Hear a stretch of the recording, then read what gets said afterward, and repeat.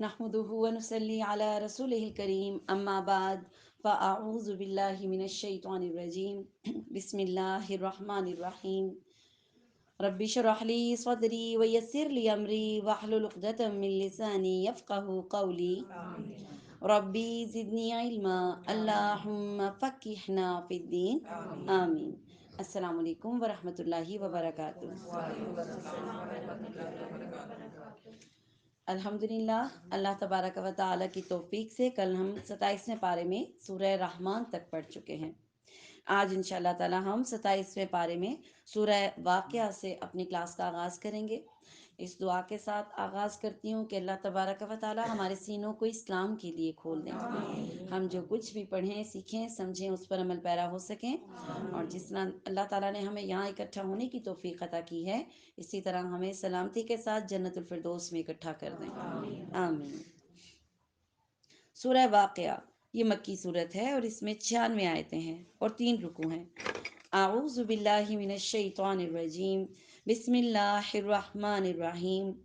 جب قیامت قائم ہو جائے گی جس کے واقع ہونے میں کوئی جھوٹ نہیں، وہ پست کرنے والی اور بلند کرنے والی ہوگی، جبکہ زمین زلزلے کے ساتھ ہلا دی جائے گی اور پہاڑ بالکل ریزہ ریزہ کر دیے جائیں گے اور وہ براگندہ غبار کی مانند ہو جائیں گے، اور پھر تم 3 جماعتوں میں تقسیم ہو جاؤ گے.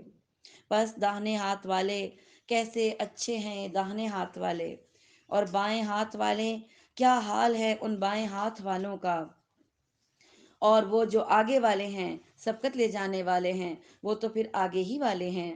یعنی 3 قسم کی کلاسیفیکیشن ہو جانی ہے قیامت کے دن. ایک، جن لوگوں کو نیک اعمال اچھے اعمال کرنے کے سبب سیدھے ہاتھ میں نامہ اعمال دیا جائے گا، اور برے لوگوں کو ان کا نامہ اعمال دیا جائے گا، وہ پکڑیں گے نہیں الٹے ہاتھ میں، تو پھر ان کو وہ ہاتھ پیچھے کر لیں گے نا الٹے ہاتھ، تو اڑا دیے جائیں گے اور وہ خود بخود آ کے ان کے بائیں ہاتھ میں خود ہی آ جائیں گے. اس طریقے سے نہیں، پیچھے سے پکڑائے جائیں گے ان کو. اور تیسری قسم وہ ہے جو نیکیوں میں سبقت کر لینے والے ہیں، ہر کام میں آگے، دین کے ہر کام میں آگے ہونا. کہیں دیکھی نیکی ہے بس کرنی ہے ہم نے، کوئی رکاوٹ ان کو نہیں روکتی، کوئی موسم، کوئی بارش طوفان نہیں، بس کرنا ہے یہ کام ہم لوگوں نے. تو سابقون الاولون یعنی جو سبقت لے جانے میں پیش پیش ہوتے ہیں، ان کا گریڈ ظاہر ہے قیامت کے دن الگ ہوگا. اور وہ بالکل نزدیکی حاصل کیے ہوئے ہوں گے، ظاہر ہے وہ اللہ کا قرب حاصل کر لیں گے نا، کیونکہ انہوں نے دنیا میں اسٹرگل کی، آگے آگے رہے. کلاس میں بھی دیکھیں جو بچیاں آگے آگے رہتی ہیں ٹیچر کو ان سے پیار ہوتا ہے، ٹھیک ہے، نظر میں بھی رہتی ہیں، نظر میں رہتی ہیں، ہائی لائٹڈ ہوتی ہیں وہ. تو اللہ کے نزدیک بھی جو اللہ کی خاطر بہت زیادہ کرتے ہیں، نیکیاں کرنے کی کوشش، پیر کا بھی روزہ رکھ رہے ہیں، جمعرات کا بھی رکھ رہے ہیں، ایام بیس کے بھی رکھ رہے ہیں روزے، نوافل، تہجد، اشراق، اور دل سے کر رہے ہیں، دکھاوا بھی نہیں ہے، تو پھر ظاہر ہے اللہ کا قرب ان کو ملے گا انشاءاللہ. اور وہ نعمتوں والی جنت میں ہیں. بہت بڑا گروہ تو اگلے لوگوں میں سے ہوگا اور تھوڑے سے پچھلے لوگوں میں سے ہوں گے. لوگ سونے کے بنے ہوئے تو تاروں سے بنے ہوئے تختوں پر ہوں گے. سونے کے تار یعنی باریک نفاست یا نقش و نگار جیسے کہنے، ان تاروں سے بنے ہوئے تختوں پر ہوں گے. اور ایک دوسرے کے سامنے تکیا لگائے ہوئے ہوں گے، ایسے آمنے سامنے ٹیک لگا کر بیٹھے ہوں گے. ان کے پاس ایسے لڑکے ہوں گے جن کو غلمان کہتے ہیں، جو ہمیشہ لڑکے ہی رہیں گے اور وہ ان کے پاس آئیں گے جائیں گے، ٹھیک ہے. اور ان کی آمد و رفت ہم نے کل بھی پڑھا تھا، جیسے موتیوں کی طرح ہوتی ہے، جیسے موتی حرکت کرتے ہیں. آپ خورے اور جگ لے کر اور ایسے جام لے کر جو بہتی ہوئی شراب سے پر ہوں گے، جس سے نہ تو سر میں درد ہوگا اور نہ ہی عقل میں فطور آئے گا. یہ جو دنیا کی شراب ہے نا، اس میں ایک دم پیو تو ایک تو طبیعت خراب ہوتی ہے، لوگوں کو وامٹنگ بعض اوقات شروع ہو جاتی ہے، چکر آتے، الٹی آتی ہے اور سر درد ہوتا ہے. اور پھر اس کے بعد کیا ہوتا ہے، فطور آ جاتا ہے عقل میں. کبھی تو کہہ کے لگانے شروع کریں گے تو ہنستے ہی چلے جائیں گے، روئیں گے تو پھر رونا ہی شروع کرتے کرتے روتے ہی رہیں گے، ٹھیک ہے. اور جیسے عرب کے لوگ کہتے تھے ہم شراب پی کے سخی ہو جاتے ہیں، لٹاتے تو لٹانے پہ آتے، ہر چیز لٹا دینی، یعنی ہر چیز ایکسٹریم پہ چلی جاتی ہے ان کی، ٹھیک ہے. اور کبھی گالیاں دینی شروع کر دینی، کبھی قتل لڑائی شروع کر دینا، اس طرح کے کام. لیکن جنت کی پاکیزہ شراب میں یہ تمام چیزیں نہیں ہوں گی، ٹھیک ہے. اور ایسے میوے لیے ہوئے ہوں گے جو ان کی اپنی پسند کے ہوں گے، یعنی جو آپ کو پسند ہے وہ والے پھل میوے. اور پرندوں کے گوشت جو انہیں مرغوب ہوں. کھائے کبھی پرندوں کا گوشت؟ مرغی ہے بس ہمارے پاس، وہ بھی برائلر ہے گندی سی بیچاری، جو اپنی ٹانگوں پہ بھی نہیں کھڑی ہو سکتی، اس کے ہم پنجے کھاتے ہیں، میں تو حیران ہوں۔ ہوں؟ پرندے قیمتی چیز ہے، پرندوں کا گوشت، ٹھیک ہے؟ تو وہ پرندے اللہ تعالیٰ وہاں پہ ہمیں دیں گے انشاءاللہ۔ اور بڑی بڑی آنکھوں والی حوریں ہوں گی جو چھپے ہوئے موتیوں کی طرح ہیں۔ آپ کے پاس اگر ایک سچا موتی ہو تو کیا کرتے ہیں؟ اس کو چھپا کر رکھتے ہیں، یعنی وہ قیمتی چیز۔ تو یہ حوریں اتنی ہی قیمتی ہیں کہ اللہ نے ان کو چھپا کر رکھا ہوا ہے۔ یہ صلہ ہے ان کے اعمال کا، وہاں وہ کوئی فضول بات نہ سنیں گے اور نہ ہی کوئی گناہ کی بات سنیں گے۔ جیسے یہاں بیٹھتے ہیں نا تو پہلے تو اچھی اچھی باتیں کر رہے ہوتے ہیں، تھوڑی دیر بعد ہمارا ٹاپک ایک دم کیا ہوتا ہے، لغویات میں سے بے حیائی کی طرف چلا جاتا ہے۔ ینگسٹرز بیٹھے ہو نا، پھر آپ کہتے توبہ بھی اتنی اچھی باتیں کرتے، کیا باتیں شروع کر دی ہیں؟ تو کیونکہ جب انسان عیش آرام میں ہوتا ہے نا تو آٹومیٹک شیطان اس کے اوپر آ جاتا ہے۔ تو لیکن جنت میں جو عیش و آرام ہوگا اس میں لغویات بھی نہیں ہوں گی اور اس میں کوئی بےہودہ بات بھی نہیں ہوگی، صرف سلام ہی کی سلام کی آوازیں آئیں گی، سلام کر رہے ہوں گے ایک دوسرے کو۔ اور دانے ہاتھ والے کیا ہی اچھے دانے ہاتھ والے ہیں، وہ بغیر کانٹوں کی بیریوں میں اور تہ بتہ کیلوں میں اور لمبے لمبے سایوں میں اور بہتے ہوئے پانیوں میں اور بکثرت پھلوں میں ہوں گے، جو نہ ختم ہونے والے ہوں اور نہ ہی روک لیے جائیں کہ نہیں کھانا۔ یہاں جیسے ہم ابھی کوئی چیز کھاتے ہیں تو امی روک دیتی ہیں، رکھ دو، بہن کا حصہ ہے، ابو کا حصہ ہے، بھائی کا حصہ ہے، ٹھیک ہے؟ ایسا نہیں، کوئی نہیں روکے گا۔ اور اونچے اونچے فرشوں میں ہوں گے، یعنی کوئی لوگ نیچے نہیں بیٹھ سکتے، جیسے ابھی ہم ڈسکس کر رہے تھے۔ کئی لوگ نیچے بیٹھتے ہیں، ان کے لیے نیچے کی نشستیں ہیں نا، تکیے لگا کر، غالیچے ہیں، دبیز ریشم کے بستر ہیں۔ لیکن کچھ لوگ جیسے آپ نیچے بیٹھتے نہیں، آپ کو اوپر بیٹھنا زیادہ اچھا لگتا ہے، تو جنت میں اونچی نشستیں بھی ہوں گی، ٹھیک ہے؟ اونچے فرشوں میں ہوں گے، بے شک ہم ان کی بیویوں کو خاص طور پہ ہم نے بنایا، یعنی یہ والی جو ہم دنیا والی بیگمات ہیں یہ نہیں ہوں گی، ٹھیک ہے نا؟ جیسے وہ کہتے ہیں نا بھی یہاں پہ بھی ٹینشن دیتی ہیں تو وہاں پہ بھی دیں گی، تو تسلی رکھیں کہ وہاں پہ یہ والی بیویاں نہیں ہوگی، اچھی کر کے اللہ دے گا، کواری بنا کے دے گا، ہم عمر کر دے گا۔ کوئی شوہر سے بڑی ہوتی ہے تب ٹینشن، کوئی شوہر سے بہت چھوٹی ہوتی ہے تب ٹینشن، دونوں کو کمپلیکس رہتا ہے۔ تو جنت میں کوئی کمپلیکس والا جوڑا نہیں ہوگا۔ اور ہم نے انہیں کواری بنایا ہے، محبت والیاں بھی ہوں گی اور کیا ہوگا، ہم عمر بھی ہوں گی۔ دائیں ہاتھ والوں کے لیے ہیں، ہم جمع غفیر ہے اگلوں میں سے اور بہت بڑی جماعت ہے پچھلوں میں سے۔ اور بائیں ہاتھ والے کیا ہیں؟ بائیں ہاتھ والے گرم ہوا اور گرم پانی میں ہوں گے اور سیاہ دھوئیں کے سائے میں ہوں گے، جو نہ ٹھنڈا ہو نہ فرحت بخشے۔ بے شک یہ لوگ اس سے پہلے بہت نازوں میں پلے تھے۔ گناہ زیادہ تر وہی لوگ کرتے ہیں نا جو عیش و آرام نعمتوں میں پلے ہوئے ہیں اور ناشکریاں کر رہے ہیں، ٹھیک؟ اور بڑے بڑے گناہوں پر اصرار کرتے تھے اور کہتے تھے کہ کیا جب ہم مر جائیں گے اور مٹی اور ہڈی ہو جائیں گے تو کیا پھر دوبارہ اٹھا کھڑے کیے جائیں گے؟ اور کیا ہمارے اگلے باپ دادا بھی؟ آپ کہہ دیجئے کہ یقیناً سب اگلے اور پچھلے سب اکٹھے ہوں گے، ضرور جمع کیے جائیں گے، اور ایک دن مقرر کے وقت پھر تمہیں گمراہ ہو اس کو جھٹلا نہیں، اے جھٹلانے والو، یقیناً توہر کا درخت کھانے والے اور اسی سے پیٹ بھرنے والے ہو، یعنی قیامت کو جھٹلانے والوں اور گمراہ ہو، پھر تم کیا کرو گے؟ تھور سے اپنا پیٹ بھرو گے، اور اس پر پھر اوپر کیا ہوگا؟ گرم کھولتا ہوا پانی پینے کے لیے، اور پھر پینے والے بھی پیاسے، ایسے پیاسے اونٹوں کی طرح۔ اونٹ اگر پیاسا نہ بھی ہونا تو اس کی عادت کیا ہوتی ہے؟ زیادہ پی کے ٹنکی بھر لیتا ہے اپنی، ہاں، اور جب پیاسا ہو تو کیا کرے گا؟ پھر تو بہت پیے گا، تو وہ گرم پانی ان کو ایسے پئیں گے جیسے اونٹ، پیاسے اونٹ پیتے ہیں۔ اور قیامت کے دن ان کی یہی مہمانی ہے، ہم ہی نے تم سب کو پیدا کیا، پھر تم کیوں یہ بات نہیں سمجھتے، باور کیوں نہیں کرتے؟ اچھا یہ تو بتاؤ جو منی تم ٹپکاتے ہو، کیا انسان اس کا تم بناتے ہو یا ہم اس کے پیدا کرنے والے ہیں؟ ہم ہی نے تم پہ موت کو متعین کر دیا ہے اور ہم اس کے بارے میں ہوئے نہیں ہیں، اور ہم اس سے بھولے ہوئے نہیں ہیں کہ تمہاری جگہ تم جیسے اور پیدا ہارے ہوئے نہیں ہیں، کہ اللہ تعالیٰ کہہ رہے ہیں ہم تمہاری ہارے ہوئے نہیں ہیں اس چیز کے لیے کہ تم جیسے کوئی اور پیدا نہ کر دیں اور تمہیں نئے سرے سے عالم میں پیدا کریں جس سے تم بالکل بے خبر ہو، اور تمہیں یقینی طور پر پہلی دفعہ کی پیدائش معلوم ہی ہے، پھر عبرت کیوں حاصل نہیں کرتے؟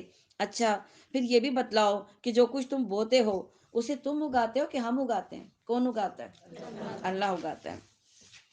اگر ہم چاہیں تو اسے ریزہ ریزہ کر ڈالیں اور تم حیرت کے ساتھ باتیں بنانے والی ہی رہ جاؤ کہ ہم پر تو تاوان ہی پڑ گیا، بلکہ ہم بالکل محروم ہی رہ گئے۔ اچھا یہ تو بتاؤ، جو پانی تم پیتے ہو اسے بادلوں سے بھی تم ہی اتارتے ہو یا ہم برساتے ہیں؟ اللہ برساتا ہے۔ اگر ہماری منشا ہو تو ہم اسے کڑوا زہر کر دیں، پھر تم ہماری شکر گزاری کیوں نہیں کرتے؟ کچھ علاقوں کا پانی کڑوا ہے نا، کتنی مشکل ہوتی ہے نا؟ اچھا ذرا یہ بھی بتاؤ، جو آگ تم سلگاتے ہو اس کے درخت کو تم پیدا کرتے ہو یا اس کو پیدا کرنے والے ہم ہیں؟ اللہ تعالیٰ ہے۔ ہم نے اسے بسبب نصیحت اور مسافروں کے فائدے کی چیز بنایا ہے، بس اپنے بہت بڑے رب کی تسبیح کیا کرو۔ بس میں قسم کھاتا ہوں ستاروں کے گرنے کی، اور اگر تمہیں علم ہو تو یہ بہت بڑی قسم ہے کہ بے شک یہ قرآن بہت بڑی عزت والا ہے، جو ایک محفوظ کتاب میں درج ہے، جسے صرف پاک لوگ ہی چھو سکتے ہیں۔ یہ رب العالمین کی طرف سے اترا ہوا ہے۔ بس کیا تم ایسی بات کو سرسری اور معمولی سمجھ رہے ہو اور اپنے حصے میں یہی لیتے ہو کہ جھٹلاتے پھرو؟ بس جب کہ روح نرخرے تک پہنچ جائے اور تم اس وقت آنکھوں سے دیکھتے رہو اور ہم اس شخص سے بنسبت تمہارے بہت زیادہ قریب ہوتے ہیں، لیکن تم دیکھ نہیں سکتے۔ ہم؟ جب ایک انسان مر رہا ہوتا ہے نا، تو بے شک ہم اس کے پاس ہو، ہم سمجھتے ہیں ہم اس کے پاس ہیں، نہیں، اللہ کہتے ہیں آپ پاس نہیں ہوتے، اس کے پاس میں ہوتا ہوں اس وقت۔ ٹھیک ہے، اتنا کلوز اللہ کے ساتھ رشتہ ہوتا ہے بندے کا۔ بس اگر تم کسی کے زیر فرمان نہیں اور اس قول میں سچے ہو تو ذرا اس روح کو لوٹاؤ۔ یعنی اگر تمہارا اتنا ہی اختیار ہے تو پھر نہ جانے دو نا، اپنے پیاروں کو کیوں جانے دیتے ہو؟ اس روح کو لوٹاؤ۔ بس جو کوئی بارگاہ الہی سے قریب ہو گیا ہو اسے تو راحت ہے اور غذائیں ہیں اور آرام والی جنت ہے۔ اور جو شخص دانے ہاتھ والوں میں سے ہے تو سلامتی ہے تیرے لیے کہ تو دانے ہاتھ والوں میں سے ہے، اور لیکن اگر کوئی جھٹلانے والوں گمراہوں میں سے ہے تو کھولتے ہوئے گرم پانی کی مہمانی ہے اور دوزخ میں جانا ہے۔ یہ خبر سراسر حق اور قطعاً یقینی ہے۔ بس تو اپنے عظیم الشان پروردگار کی تسبیح کر۔ سورہ حدید۔ اس بچی کو بٹھا دیں، اس کو پیچھے کر دیں۔ سورہ حدید مدنی صورت ہے اور اس میں 29 آیتیں اور 4 رکوع ہیں۔ بسم اللہ الرحمن الرحیم۔ آسمان اور زمین میں جو ہے سب اللہ کی تسبیح کر رہے ہیں، وہ زبردست باحکمت ہے۔ آسمان اور زمین کی بادشاہت اسی کی ہے، وہی زندگی دیتا ہے اور موت بھی، اور ہر اس چیز پر قادر ہے۔ وہی پہلے سے ہے اور وہی آخر ہے، وہی ظاہر ہے اور وہی مخفی بھی ہے، اور وہ ہر چیز کو بخوبی جاننے والا ہے۔ وہی ہے جس نے آسمان اور زمین کو 6 دن میں پیدا کیا، پھر عرش پر مستوی ہو گیا۔ یہ خوب جانتا ہے اس چیز کو جو زمین میں جائے اور جو اس سے نکلے، اور جو آسمان سے آئے اور جو کچھ اس پہ چڑھ جائے۔ زمین میں کیا جاتا ہے؟ دانا، دانا اور بارش بھی، اور نکلتا کیا ہے؟ پودا۔ اور آسمان سے نیچے کیا آتی ہے؟ بارش۔ اور اوپر کیا چڑھتا ہے؟ ہمارے اعمال۔ اوپر سے رحمت بارش آتی ہے اور نیچے سے ہمارے اعمال اوپر جاتے ہیں۔ اور جہاں کہیں تم ہو وہ تمہارے ساتھ ہے، اور جو تم کر رہے ہو اللہ دیکھ رہا ہے۔ آسمانوں کی اور زمین کی بادشاہت اسی کی ہے اور تمام کام اسی کی طرف لوٹائے جاتے ہیں۔ وہی رات کو دن میں لے جاتا ہے اور وہی دن کو رات میں داخل کرتا ہے، اور سینوں کے حال کا وہ پورا عالم ہے۔ اللہ پر اور اس کے رسول پر ایمان لے آؤ، اس مال میں سے خرچ کرو جس میں اللہ نے تمہیں دوسروں کا جانشین بنایا ہے۔ بس تم میں سے جو ایمان نہ لائیں اور خیرات کریں انہیں بہت بڑا ثواب ملے گا۔ جو تم میں سے ایمان لائیں اور خیرات کریں انہیں بڑا ثواب ملے گا۔ اور تم اللہ پر ایمان کیوں نہیں لاتے، حالانکہ خود رسول تمہیں اپنے رب پر ایمان لانے کی دعوت دے رہا ہے، اور اگر تم مومن ہو تو وہ تم سے مضبوط عہد و پیمان بھی لے چکا ہے۔ اور اللہ ہی ہے جو اپنے بندے پر واضح آیتیں اتارتا ہے تاکہ وہ تمہیں اندھیروں سے نور کی طرف لے جائے۔ یقیناً اللہ تعالیٰ تم پر نرمی کرنے والا اور رحم کرنے والا ہے۔ اور تمہیں کیا ہو گیا ہے کہ تم اللہ کی راہ میں خرچ نہیں کرتے؟ دراصل آسمان اور زمینوں کی میراث کا مالک اللہ ہی ہے۔ تم میں سے جن لوگوں نے فتح سے پہلے فی سبیل اللہ دیا ہے اور قتال کیا ہے وہ دونوں کے برابر نہیں، بلکہ ان میں سے بہت بڑے درجے کے ہیں جنہوں نے فتح کے بعد خیراتیں دی اور جہاد کیے۔ ہاں، بھلائی کا وعدہ تو اللہ تعالیٰ کا ان سب سے ہے، اور جو کچھ تم کر رہے ہو اللہ اس سے خبردار ہے۔ کون ہے جو اللہ تعالیٰ کو اچھی طرح قرض دے، پھر اللہ تعالیٰ اسے اس کے لیے بڑھاتا چلا جاتا ہے اور اس کے لیے پسندیدہ اجر ثابت ہو جائے؟ قیامت کے دن تو دیکھے گا کہ مومن مردوں اور عورتوں کا نور ان کے آگے آگے اور ان کے دائیں طرف دوڑ رہا ہوگا. یہ کون سا مقام ہے؟ یہ پل صراط پہ ہونا ہے. پل صراط پر چڑھنے سے پہلے نور بانٹا جائے گا، جو آگے آگے بھی ہوگا اور دائیں سائڈ پہ بھی ہوگا. ٹھیک، دائیں سائڈ پہ کیوں ہوگا؟ کیونکہ نیکی کے اعمال جو ہیں اچھے اعمال ہیں. ٹھیک، تو دائیں طرف ہوگا اور سامنے کی طرف ہوگا. آج تمہیں ان جنتوں کی خوشخبری ہے جن کے نیچے نہریں جاری ہیں، جن میں ہمیشہ کی رہائش ہے اور یہ بڑی کامیابی ہے. اس دن منافق مرد اور عورت ایمان والوں سے کہیں گے ہمارا انتظار تو کرو. ہم نے شروع کے پاروں میں پڑھا تھا کہ اللہ تعالیٰ نے کہا کہ یہ اللہ سے مذاق کرتے ہیں منافق لوگ. کہتے ہیں ہم ایمان لائے اور اپنوں میں جاتے ہیں تو کہتے ہیں ہم تو ان سے ہنسی مذاق کرتے ہیں. پڑھا ہے نا؟ تو وہی اللہ کہہ رہے ہیں کہ ان کے ساتھ پھر اللہ مذاق کرتا ہے. وہ مذاق کیا ہوگا کہ ان کو پورے صراط سے پہلے نور دے دیا جائے گا، منافقوں کو بھی دے دیا جائے گا، مومنوں کو بھی دے دیا جائے گا. جب وہ پورے صراط پر چڑھیں گے، میٹ پہ پہنچیں گے، ایک دم نور بند ہو جائے گا اور وہ اندھیرے میں رہ جائیں گے. اندھیرا کیوں ہوگا؟ کیونکہ جہنم کی آگ کیسی ہے؟ کالی. تو اس میں روشنی ہے نہیں، ہے نا؟ تو روشنی کہاں سے ہوگی؟ اعمال کی ہوگی. اب وہ چیخیں گے اور کہیں گے اے مسلمانوں رکو تاکہ ہم تمہاری روشنی میں تمہیں فالو کر سکیں. تو مسلمان کہیں گے واپس پیچھے جاؤ، جہاں سے نور بٹ رہا ہے وہاں سے لے کر آؤ. ٹھیک ہے، تو یہ ان کے ساتھ مذاق کیا جائے گا. اور بعضوں کا نور ایسا ہی ہوگا، پاؤں کے انگوٹھے کے ناخن جتنا ہوگا، کبھی جلے گا کبھی بجھے گا کبھی جلے گا. یہ کون لوگ ہوں گے؟ کبھی اچھے مال کرتے تھے کبھی نہیں کرتے. اللہ ہم پہ رحم کرے کہ ہم ویسے نہ ہوں. ہاں، کبھی کرتے ہیں کبھی چھوڑ دیتے ہیں، کبھی نمازیں دل سے پڑھنی شروع کی کبھی بالکل چھوڑ دی. ہاں، نور بہت ضروری ہے. ٹھیک ہے نا، نور نہیں ہوا نا پاس تو پولیس رات کراس نہیں ہو سکے گا. تو اس نور کی ٹرائی کریں کہاں کہاں سے مل سکتا ہے. کہاں سے ملے گا ویسے نور؟ قرآن سے. سورہ کہف پڑھتے ہیں، ایک جمعے سے دوسرے جمعے کے درمیان جتنا ایریا وہ نور کا بن جاتا ہے. ٹھیک ہے، اسی طرح نیک اعمال ہے وہ نور بن جائیں گے. ٹھیک، دعائیں، سجدوں میں کثرت اور پھر اذکار میں کثرت، یہ چیزیں، کیونکہ نور کیا ہے؟ نیکی ہے. تو جتنی اکٹھی کر لیں گے اس کا فائدہ ہو جائے گا. ٹھیک ہے، ان کو وہ کہیں گے رک جاؤ ہم تمہارے نور سے کچھ روشنی حاصل کر لیں. جواب دیا جائے گا تم اپنے پیچھے واپس لوٹ جاؤ اور روشنی تلاش کرو. پھر ان کے اور ان کے درمیان ایک دیوار حائل کر دی جائے گی. ظاہر ہے وہ چیخیں گے رکو رکو ہم تمہارے ساتھ نہیں ہوتے تھے. تو ان کی بات کا جواب دینے کے بجائے کیا ہوگا؟ ایک دیوار آ جائے گی جس میں دروازہ بھی ہوگا. اس کے اندرونی حصے میں تو رحمت ہوگی اور باہر کی طرف عذاب ہوگا. اللہ تعالیٰ ہمیں بچا کے رکھے. یہ چلا چلا کر ان سے کہیں گے کیا ہم تمہارے ساتھ نہیں تھے؟ وہ کہیں گے ہاں تھے تو صحیح، لیکن تم نے اپنے آپ کو فتنے میں پھنسا رکھا تھا اور انتظار میں ہی رہے اور شک کرتے رہے اور تمہیں تمہاری فضول تمناؤں نے دھوکے میں ڈال رکھا. فضول تمنائیں بھی جو ہے نا آپ کو دھوکے میں ڈالتی ہیں.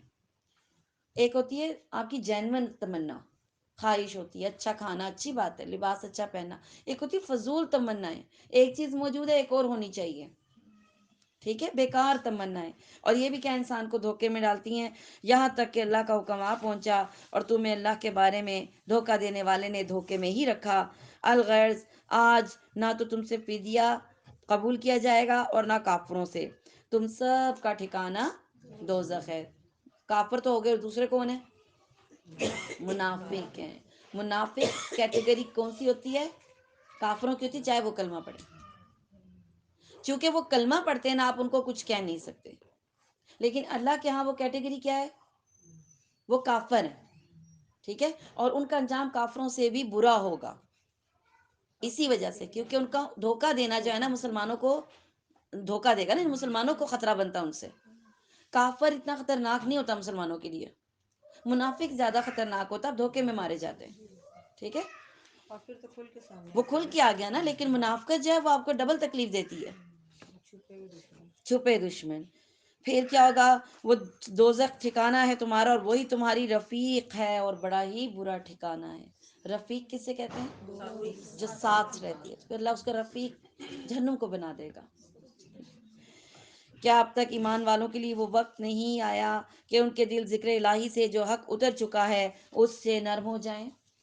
آیا ہم پہ یہ وقت کہ نہیں آیا؟ ابھی ہمارے دلوں میں نرمی ابھی تک آئی کہ نہیں آئی؟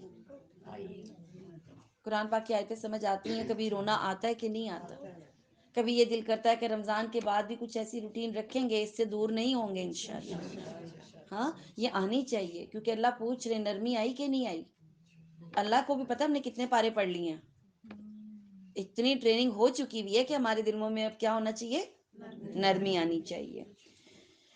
اور ان کی طرح نہ ہو جائیں جنہیں ان سے پہلے کتاب دی گئی تھی، پھر جب ان پر ایک زمانہ دراز گزر گیا تو پھر کیا ہوا، ان کے دل سخت ہو گئے تھے۔ جب آپ بہت دیر تک قرآن کو چھوڑ دیں گے نا تو دل سخت ہو جائیں گے۔ یہ معجزہ ہے نا، پکڑ لیں گے تو آ جائے گا، چھوڑ دیں گے تو اللہ کے رسول نے فرمایا یہ ایسے بھاگ جائے گا جیسے رسی توڑا کے اونٹ بھاگ جاتا ہے۔ اور جو لوگ اونٹ پالتے ہیں نا ان کو یہ بات پتہ ہے، رسی توڑا کے جو اونٹ بھاگ جائے کبھی واپس نہیں آتا۔ پتہ ہے آپ کو، صحرا میں اگر اونٹ گم ہو گیا تو اس کا مطلب ہوتا ہے آپ کی موت ہے، کیونکہ وہ کبھی واپس نہیں آتا۔ اسی لیے اللہ کے رسول نے کیا فرمایا، پہلے اونٹ کا گوڈا باندھ پھر اللہ پر بھروسہ کر۔ یہ ایسے بھاگ جاتا ہے جیسے اونٹ بھاگ جاتا ہے، تو اس کو چھوڑیں گے یہ بھاگ جائے گا اور دل کیا ہوں گے، پہلے لوگوں نے بھی یہی کچھ کیا تھا، ٹھیک ہے، تو اس چیز کو چھوڑنا نہیں ہے اب انشاءاللہ۔ اور ان میں بہت سے فاسق بھی ہیں، یقین مانو کہ اللہ ہی زمین کو اس کی موت کے بعد زندہ کر دیتا ہے۔ ہم نے تو تمہارے لیے اپنی آیتیں بیان کر دی ہیں تاکہ تم اب سمجھ جاؤ۔ بے شک صدقہ دینے والے مرد، صدقہ دینے والی عورتیں جو اللہ کو قرض حسن دے رہے ہیں ان کے لیے یہ بڑھایا جائے گا اور ان کے لیے پسندیدہ اجر اور ثواب ہوگا۔ جب آپ صدقہ دیتے ہیں نا آپ شیطانوں کے جبڑے توڑ دیتے ہیں، بہت سے شیطانوں کے جبڑے توڑ دیتے ہیں۔ آپ کا صدقہ دینا شیطان کا جبڑا توڑ دیتا ہے، ٹھیک ہے۔ اور جو اللہ اور اس کے رسول پر ایمان رکھتے ہیں وہی لوگ اپنے رب کے نزدیک صدیق اور شہید ہیں، اور ان کے لیے ان کا اجر اور ان کا نور بھی ہے۔ جو لوگ کفر کرتے ہیں اور ہماری آیتوں کو جھٹلاتے ہیں وہ جہنمی ہیں۔ خوب جان رکھو کہ دنیا کی زندگی تو صرف ایک کھیل تماشا ہے۔ کھیل تماشا ہی ہے نا، آپ کو فیل ہوتا ہے، آپ کو فیل ہوتی ہے یہ بات کہ دنیا کی زندگی صرف کھیل تماشا ہے؟ اگر آپ اللہ کی فرما بردار نہیں ہیں نا تو جسٹ یہ کھیل تماشا رہ جاتا ہے ہمارے لیے، ٹھیک ہے۔ اور زینت اور آپس میں فخر اور غرور اور مال اور اولاد میں ایک دوسرے سے اپنے آپ کو زیادہ بتلانا، بس یہی چیز ہے کہ نہیں؟ ہماری آپ پوری زندگی دیکھیں، جس کے لڑکے زیادہ ہیں اس کی واہ واہ ہو رہی ہے، جس کا مال زیادہ اس کو واہ واہ ہو رہی ہے، جس کا گھر خوبصورت ہے لوگ تعریفیں کرے جا رہے ہیں، یہی چیز ہے نا۔ بس ایک دوڑ لگی ہوئی ہے، میں نے اس سے اچھا گھر بنانا ہے، یہ صرف کھیل تماشا لگا ہوا ہے۔ ہماری زندگی کا کیا یہ مقصد ہے؟ بس وہ عمل کریں جس سے آپ کو یہ پتا ہو قبر میں فائدہ ہوگا، وہ والے عمل کریں، ٹھیک ہے۔ گھر تو جتنا بھی خوبصورت بنے گا چھوڑنا پڑ جائے گا جی۔ اور جیسے بارش اور اس کی پیداوار کسانوں کو اچھی معلوم ہوتی ہے، ظاہر ہے دیکھیں جس نے فصل بوئی ہوگی نا وہ بارش کا بڑا ویٹ کرتا ہے نا۔ آپ ایک چھوٹا سا پودا بھی لگائیں نا تو آپ کو کتنا دل کرتا ہے جلدی سے اس کی کونپلیں نکلے، میں دیکھوں دن گنتے ہیں، ہے نا۔ تو جس کی پوری فصل ہو اور پورے سال کا اس میں حساب کتاب ہوتا ہے نا، آپ کو پتہ ہے، تو اس کے لیے بارش کتنی بڑی اہم ہوتی ہے، ٹھیک۔ کسانوں کو بارش اچھی معلوم ہوتی ہے، پھر جب وہ خشک ہو جاتی ہے اور تم اس کو زرد رنگ میں دیکھتے ہو پھر وہ بالکل چورا چورا ہو جاتی ہے۔ آخرت میں سخت عذاب اور اللہ کی مغفرت اور رضامندی ہے، اور دنیا کی زندگی سوائے دھوکے کے سامان کے کچھ بھی تو نہیں ہے۔ آپ میرا مال میرا مال میرا مال کرتے رہیں، وہ آپ کا مال ہوتا ہی نہیں۔ وصیت لکھی آپ نے، وصیت لکھے نا پھر آپ کو پتا چلے گا آپ کا کتنا ہے اس میں۔ جب آپ وصیت لکھیں گے نا تو آپ لکھیں گے نا میری یہ چیز کس کس کو دینی ہے، تو آپ کو پتا چلے گا آپ کا کچھ بھی نہیں ہے اس کے اندر، ٹھیک ہے۔ آؤ دوڑو اپنے رب کی مغفرت کی طرف اور اس جنت کی طرف جس کی وسعت آسمان اور زمین کی وسعت کے برابر ہے۔ ایک جگہ اللہ نے بتایا تھا کہ جنت کی جو چوڑائی ہے، جنت کا عرض جو ہے وہ کتنا ہے، زمین آسمان جتنا۔ جو لوگ سوٹ کاٹتے ہیں ان کو پتہ ہے عرض بڑا ہوتا ہے کہ طول، طول بڑا۔ اللہ نے طول نہیں بتایا، اللہ نے عرض بتایا۔ صرف عرض زمین آسمان جتنا ہے تو سوچیں طول کتنا ہوگا۔ اب اللہ اس کی صرف وسعت بتا رہے ہیں، ابھی بھی طول نہیں بتایا، صرف وسعت بتائی ہے زمین آسمان جتنی ہے، کتنی وسعت ہوگی، ٹھیک۔ اور یہ ان کے لیے بنائی گئی ہے جو اللہ پر اس کے رسولوں پر ایمان رکھتے ہیں۔ آپ رکھتے ہیں؟ اللہ پر ایمان کا مطلب ہے اللہ کے حکموں کو ماننا، رسول پر ایمان رکھنے کا مطلب ہے رسول کے حکموں کو ماننا. کتاب پر ایمان رکھنے کا مطلب ہے کتاب کے حکموں کو ماننا. ٹھیک ہے، تب جا کے قبر میں سوالوں کے جواب دے سکیں گے. ٹھیک، یہ اللہ کا فضل ہے، جسے چاہے دے، اور اللہ بڑے ہی فضل والا ہے.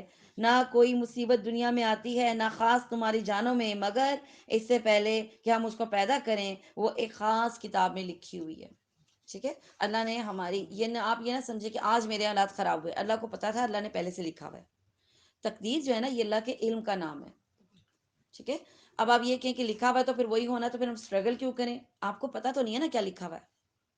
ٹھیک ہے، بعض اوقات کیا ہوتا ہے، دعاؤں سے قسمت بدل جاتی ہے نا، یہ بھی بات بھی ہے. اللہ معاف بھی کر دیتا ہے، اور آپ کی تقدیر میں لکھا ہوتا ہے دعائیں کرے گا تو اس کی قسمت بدل جائے گی. تو امید نہیں چھوڑنی، کیونکہ آپ کو نہیں پتا آپ کی قسمت میں کیا لکھا ہوا ہے.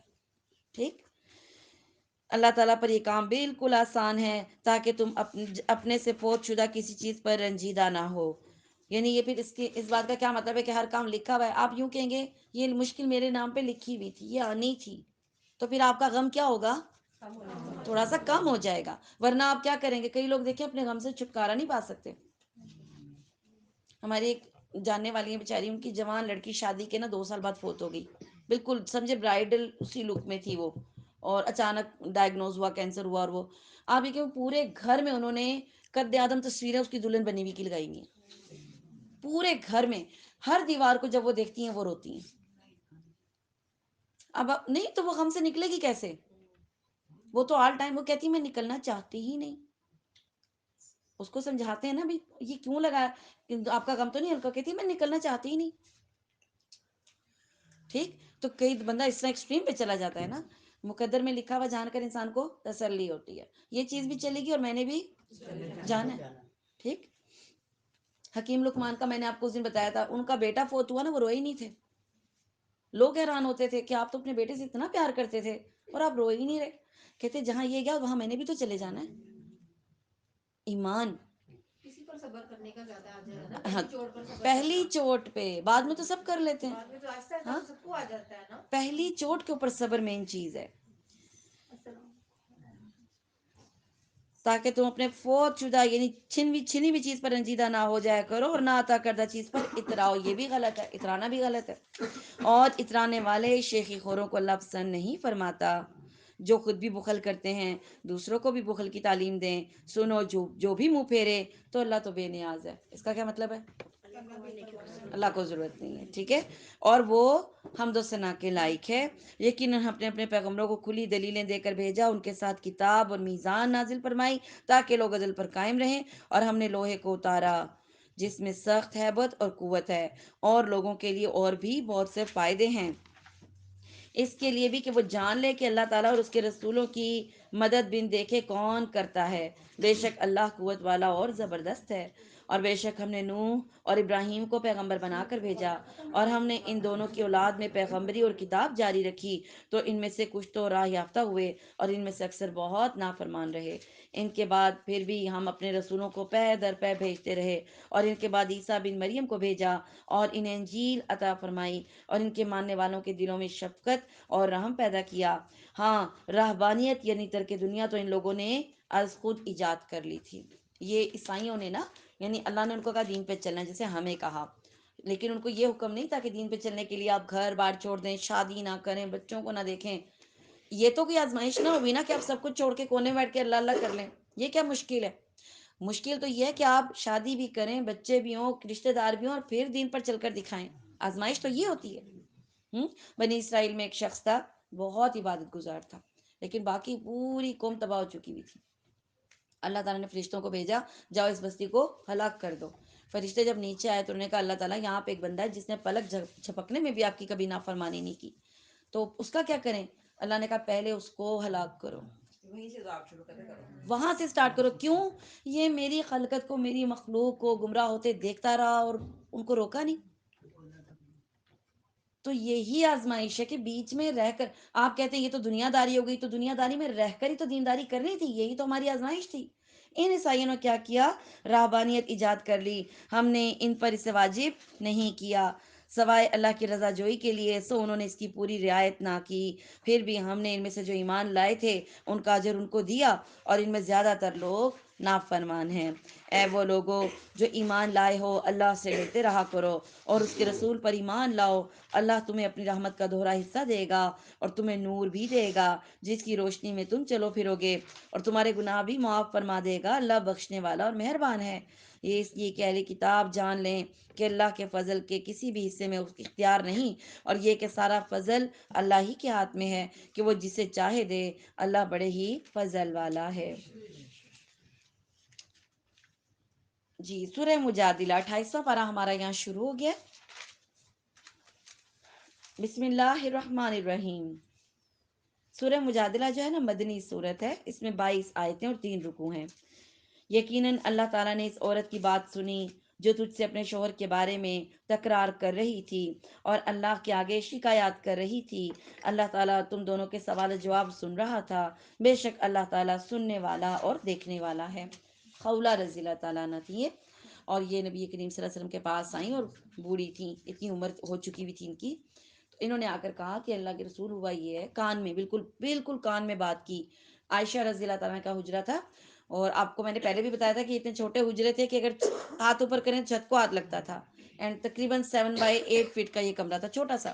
اور عائشہ رضی اللہ تعالیٰ عنہ کہتی ہیں کہ میں پاس بیٹھی تھی اور وہ کان میں بات کر رہی تھی تو مجھے سنائی نہیں دے رہی تھی، اتنی آہستہ بول رہی تھی، لیکن عرش پہ اللہ نے ان کی بات کو سنا اور وحی نازل کی۔ ٹھیک ہے، اور وہ کیا رہی تھیں؟ انہوں نے کہا کہ میرے شوہر نے غصے میں آ کے مجھے کہہ دیا کہ آج سے تو میری ماں جیسی ہے۔ تو عرب میں اس سے طلاق ہو جاتی تھی، جس کو ہم اپنی زبان میں کہتے ہیں نکاح ٹوٹ جاتا ہے۔ ٹھیک ہے، تو طلاق ہو جاتی تھی۔ اور اللہ کے رسول کو اس سے پہلے شریعت میں حکم بھی نہیں آیا تھا کہ کیا کرنا ہے، تو انہوں نے کہا کہ میں کیا کروں، آپ مجھے بتائیں۔ تو اللہ کے رسول نے کہا اب جو ہے کہہ دیا اس نے، تو اب میں کیا کہہ سکتا ہوں اس کے بارے میں۔ تو وہ تو تکرار کرنے لگیں، دیکھیں بچے چھوٹے ہیں، میاں بھی میرا بوڑھا ہی، کیا کریں گے، تو غصے میں کہہ دیا انہوں نے۔ ابھی یہ بحث جاری تھی، اللہ نے یہ آیتیں نازل کر لی کہ جو یہ آپ سے عورت بحث تکرار کر رہی ہے، اللہ نے سن لی ہے اس کی بات۔ اب کیا حکم دیا؟ تم میں سے جو لوگ اپنی بیویوں سے زہار کرتے ہیں، اس کو زہار کہتے ہیں، بیوی کو ماں جیسی کہہ دینا کہ ایسے تو میرے لیے میری ماں جیسی ہے، اس کو زہار کرنا کہتے ہیں۔ تم میں سے جو زہار کرتے ہیں، یعنی انہیں ماں کہہ بیٹھتے ہیں، وہ دراصل ان کی مائیں نہیں بن جاتی، ان کی مائیں تو وہی ہیں جن کے بطن سے وہ پیدا ہوئے۔ یقیناً یہ لوگ ایک نامعقول اور جھوٹی بات کہتے ہیں، یقیناً اللہ تعالیٰ معاف کرنے والا اور بخشنے والا ہے۔ اور جو لوگ اپنی بیویوں سے زہار کریں پھر اپنی کہی ہوئی بات سے رجوع کر لیں، تو ان کے ذمے آپس میں ایک دوسرے کو ہاتھ لگانے سے پہلے ایک غلام کا آزاد کرنا ہے، تاکہ وہ نصیحت کیے جائیں، اور اللہ تعالیٰ تمہارے اعمال سے باخبر ہے۔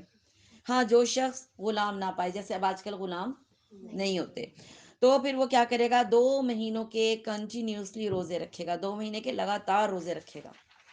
ٹھیک، اس سے پہلے کہ ایک دوسرے کو ہاتھ لگائیں، 2 مہینے سے پہلے پھر ایک دوسرے کے پاس بھی نہیں آ سکتے۔ ٹھیک ہے، اور جس شخص کی یہ طاقت بھی نہ ہو، اس پر پھر 60 مسکینوں کا کھانا کھلانا ہے۔ پھر وہ 60 مسکینوں کو کیا کرے گا؟ کھانا کھلائے گا۔ یہ اس لیے کہ تم اللہ کی اور اس کے رسول کی حکم برداری کرو، یہ اللہ تعالیٰ کی مقرر کردہ حدیں ہیں، اور کفار ہی کے لیے دردناک عذاب ہے۔ بے شک جو لوگ اللہ اور اس کے رسول کی مخالفت کرتے ہیں وہ ذلیل کیے جائیں گے، جیسے ان سے پہلے کے لوگ ذلیل کیے گئے تھے۔ بے شک ہم واضح آیتیں اتار چکے ہیں۔ کافروں کے لیے تو ذلت والا عذاب ہے، جس دن اللہ تعالیٰ ان سب کو اٹھائے گا، پھر انہیں ان کے کیے ہوئے عمل سے آگاہ کرے گا، جسے اللہ نے شمار کر رکھا ہے اور جسے یہ بھول گئے تھے۔ اللہ تعالیٰ ہر چیز سے واقف ہے۔ کیا تو نے نہیں دیکھا کہ اللہ آسمانوں کی اور زمین کی ہر چیز سے واقف ہے؟ 3 آدمیوں کی سرگوشی نہیں ہوتی مگر اللہ ان کا چوتھا ہوتا ہے، اور نہ 5 کی مگر ان کا چھٹا وہ ہوتا ہے، اور نہ ان سے کم کی اور نہ زیادہ کی مگر وہ 7 ہی ہوتا ہے، جہاں پہ بھی وہ ہوں۔ پھر قیامت کے دن ان کے اعمال سے آگاہ کر دے گا، بے شک اللہ تعالیٰ ہر چیز سے واقف ہے۔ کیا تو نے ان لوگوں کو نہیں دیکھا جنہیں سرگوشی کرنے سے روک دیا گیا تھا، وہ پھر بھی اس روکے ہوئے کام کو دوبارہ کرتے ہیں، اور آپس میں گناہ اور ظلم و زیادتی اور نافرمانی پیغمبر کی سرگوشیاں کرتے ہیں، اور جب تیرے پاس آتے ہیں تو تجھے ان لفظوں میں سلام کرتے ہیں کہ جن لفظوں میں اللہ تعالیٰ نے کہا ہی نہیں، السلام علیکم کہتے تھے۔ نعوذ باللہ، اور یہ اس کا مطلب تھا تم پر ہلاکت آ جائے. سلام کو بہت احتیاط سے کہنا چاہیے. کئی لوگ السلام علیکم کہتے ہیں، کئی السلام علیکم کہتے ہیں، الف کھا جاتے ہیں، اور کئی سام کہتے ہیں. نہیں، مختلف ہیں. السلام علیکم پورا کہنا چاہیے، تب میننگ صحیح ہوتا ہے، ورنہ جس بھی الفابیٹ کو نکالیں گے اس کا میننگ چینج ہو جائے گا. ٹھیک ہے. اور سر کے اشارے سے سلام نہیں ہوتا، منہ سے ہی کرنا پڑتا ہے. اور اس کا ادب کیا ہے کہ جس طرح نے سلام کیا، جواب دینے والے کو اسی طرح جواب بھی اچھا بہتر دینا ہوتا ہے کہ اس کے کان تک آواز جائے. ٹھیک ہے. ہم سلام کرتے ہیں، کئی لوگ دل میں جواب دیتے ہیں، تو دل میں جواب نہیں ہوتا. ٹھیک ہے. یہ 6 حقوق میں سے ہے مسلمان کا. جو مسلمان پہ 5 حقوق ہیں ان میں سے ایک حق ہے کہ آپ کلیم کر سکتے ہیں کہ اس نے میرے سلام کا جواب نہیں دیا. ٹھیک. اور اپنے دل میں کہتے ہیں کہ اللہ تعالیٰ ہمیں اس پر جو ہم کہتے ہیں سزا کیوں نہیں دیتا. ان کے لیے جہنم کافی سزا ہے، جس میں یہ جائیں گے تو یہ بہت ہی برا ٹھکانہ ہے. یعنی ایک تو غلط طریقے سے سلام کریں، بد دعا دے رہے ہیں، اور پھر دل میں خوش ہو رہے ہیں کہ ہم پکڑے نہیں جا رہے. یہ بھی تو چیز ہے نا. نہ ڈر ہو جاتا ہے بندہ جب اس کے پکڑ نہیں ہوتی، لیکن جب اللہ پکڑتا ہے تو پھر اس کی پکڑ بڑی شدید سخت ہوتی ہے. اے ایمان والو، تم جب سرگوشی کرو تو یہ سرگوشیاں گناہ ہیں، اور ظلم اور زیادتی اور نافرمانی پیغمبر کی نہ ہو. اگر سرگوشی کرنی بھی ہے نا تو پھر وہ گناہ والی نہیں ہونی چاہیے. یعنی آپ کام کی بات کریں، جیسے آپ مہمانوں کے سامنے آپ سرگوشی کرتے ہیں. وہ سرگوشی کیا ہوتی ہے؟ آپ اپنے بچوں کو کیا کہہ رہے ہوتے ہیں؟ ہاں. تو یہ والی سرگوشی گناہ نہیں ہے کہ آپ اپنے بچوں کو انسٹرکشنز دے رہے ہیں کہ بچے فروٹ کاٹ کے لے آؤ، پانی لاؤ، چائے لاؤ. ظاہرہ مہمان کے سامنے کہیں گے تو وہ تو منع کر دے گا. تو ظلم و زیادتی والی نہیں ہونی چاہیے، نافرمانی والی سرگوشی نہیں ہونی چاہیے، بلکہ نیکی اور پرہیزگاری کی باتوں میں سرگوشی کرو، اور اللہ سے ڈرتے رہو جس کے پاس تم سب جمع کیے جاؤ گے. یہ بھی سرگوشی آپ کر سکتے ہیں. کوئی غلط بات کر رہا ہے تو آپ اس کے کان میں کہتے ہیں بھائی یہ غیبت میں آ رہا ہے، اس کے کان میں بول دیں، شرمندہ بھی نہ ہو اور رک بھی جائے. ٹھیک ہے. اور یقیناً بری سرگوشیاں بس شیطان کا کام ہے تاکہ ایمان والوں کو رنج پہنچے. ظاہر ہے دکھ ہوتا ہے، آپ کے سامنے کوئی کانوں میں پھسپھسا رہا ہو، آپ سمجھیں گے میرے خلاف بات کر رہا ہے، تو اس سے شیطان کیا آپ کو رنج پہنچاتا ہے. گو اللہ تعالیٰ کی اجازت کے بغیر وہ انہیں کوئی نقصان تو نہیں پہنچا سکتا، اور ایمان والوں کو چاہیے کہ اللہ ہی پر بھروسہ رکھیں. اے ایمان والو، جب تم سے کہا جائے مجلسوں میں ذرا کشادگی پیدا کرو تو تم جگہ کشادہ کر دیا کرو، اللہ تمہیں اس کشادگی دے گا. یہ نہیں ایک بہت بڑا اجر ہے. اگر آپ کسی کو جگہ دیتے ہیں تو اللہ آپ کو کشادگی دے دیتا ہے، مال میں، وقت میں، اولاد، برکت، یعنی ہر چیز میں برکت آ جاتی ہے. یہ اللہ کی طرف سے اجر ہے.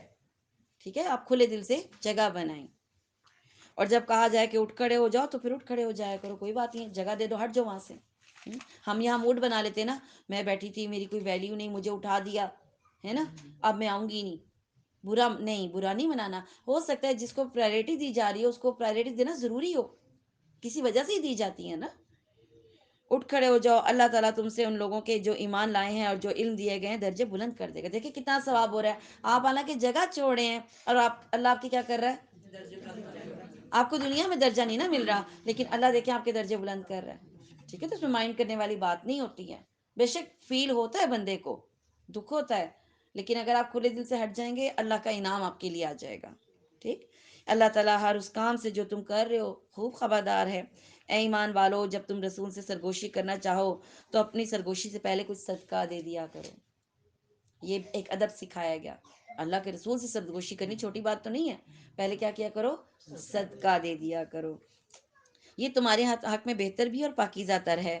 ہاں اگر نہ پاؤ تو بے شک پھر اللہ تعالیٰ بخشنے والا مہربان ہے.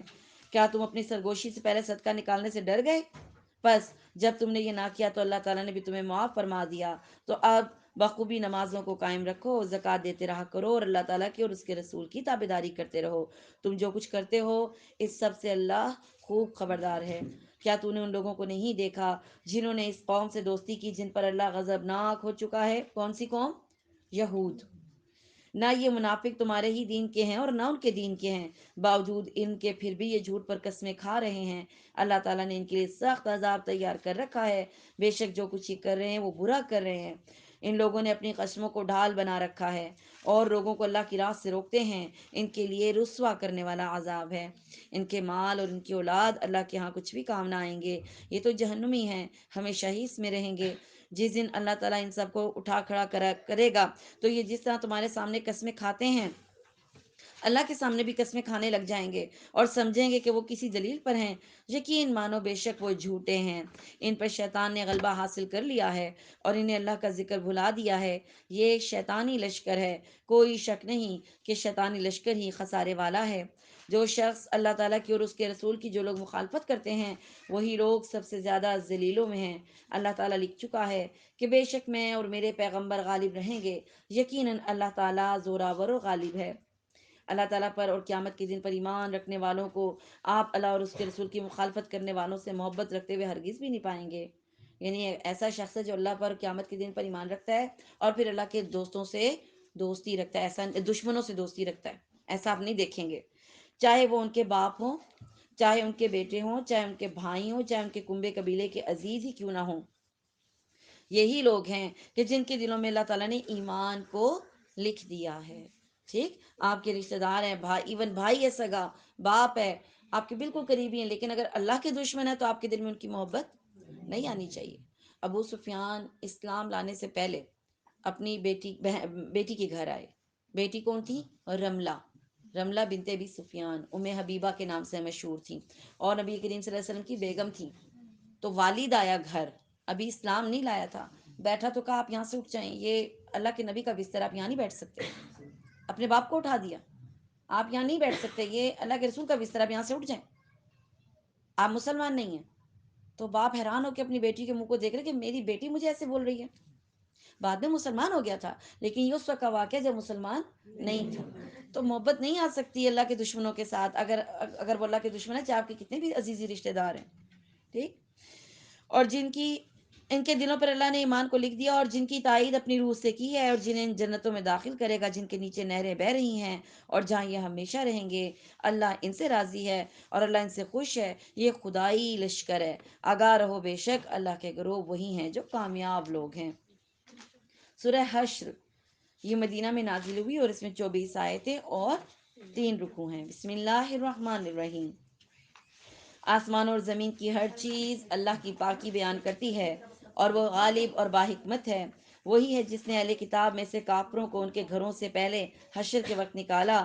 تمہارا گمان بھی نہ تھا کہ وہ نکلیں گے، اور وہ خود بھی سمجھ رہے تھے کہ ان کے سنگین قلعے انہیں اللہ کے عذاب سے بچا لیں گے، بس ان پر اللہ کا عذاب ایسی جگہ سے آ پڑا کہ انہیں گمان بھی نہ تھا،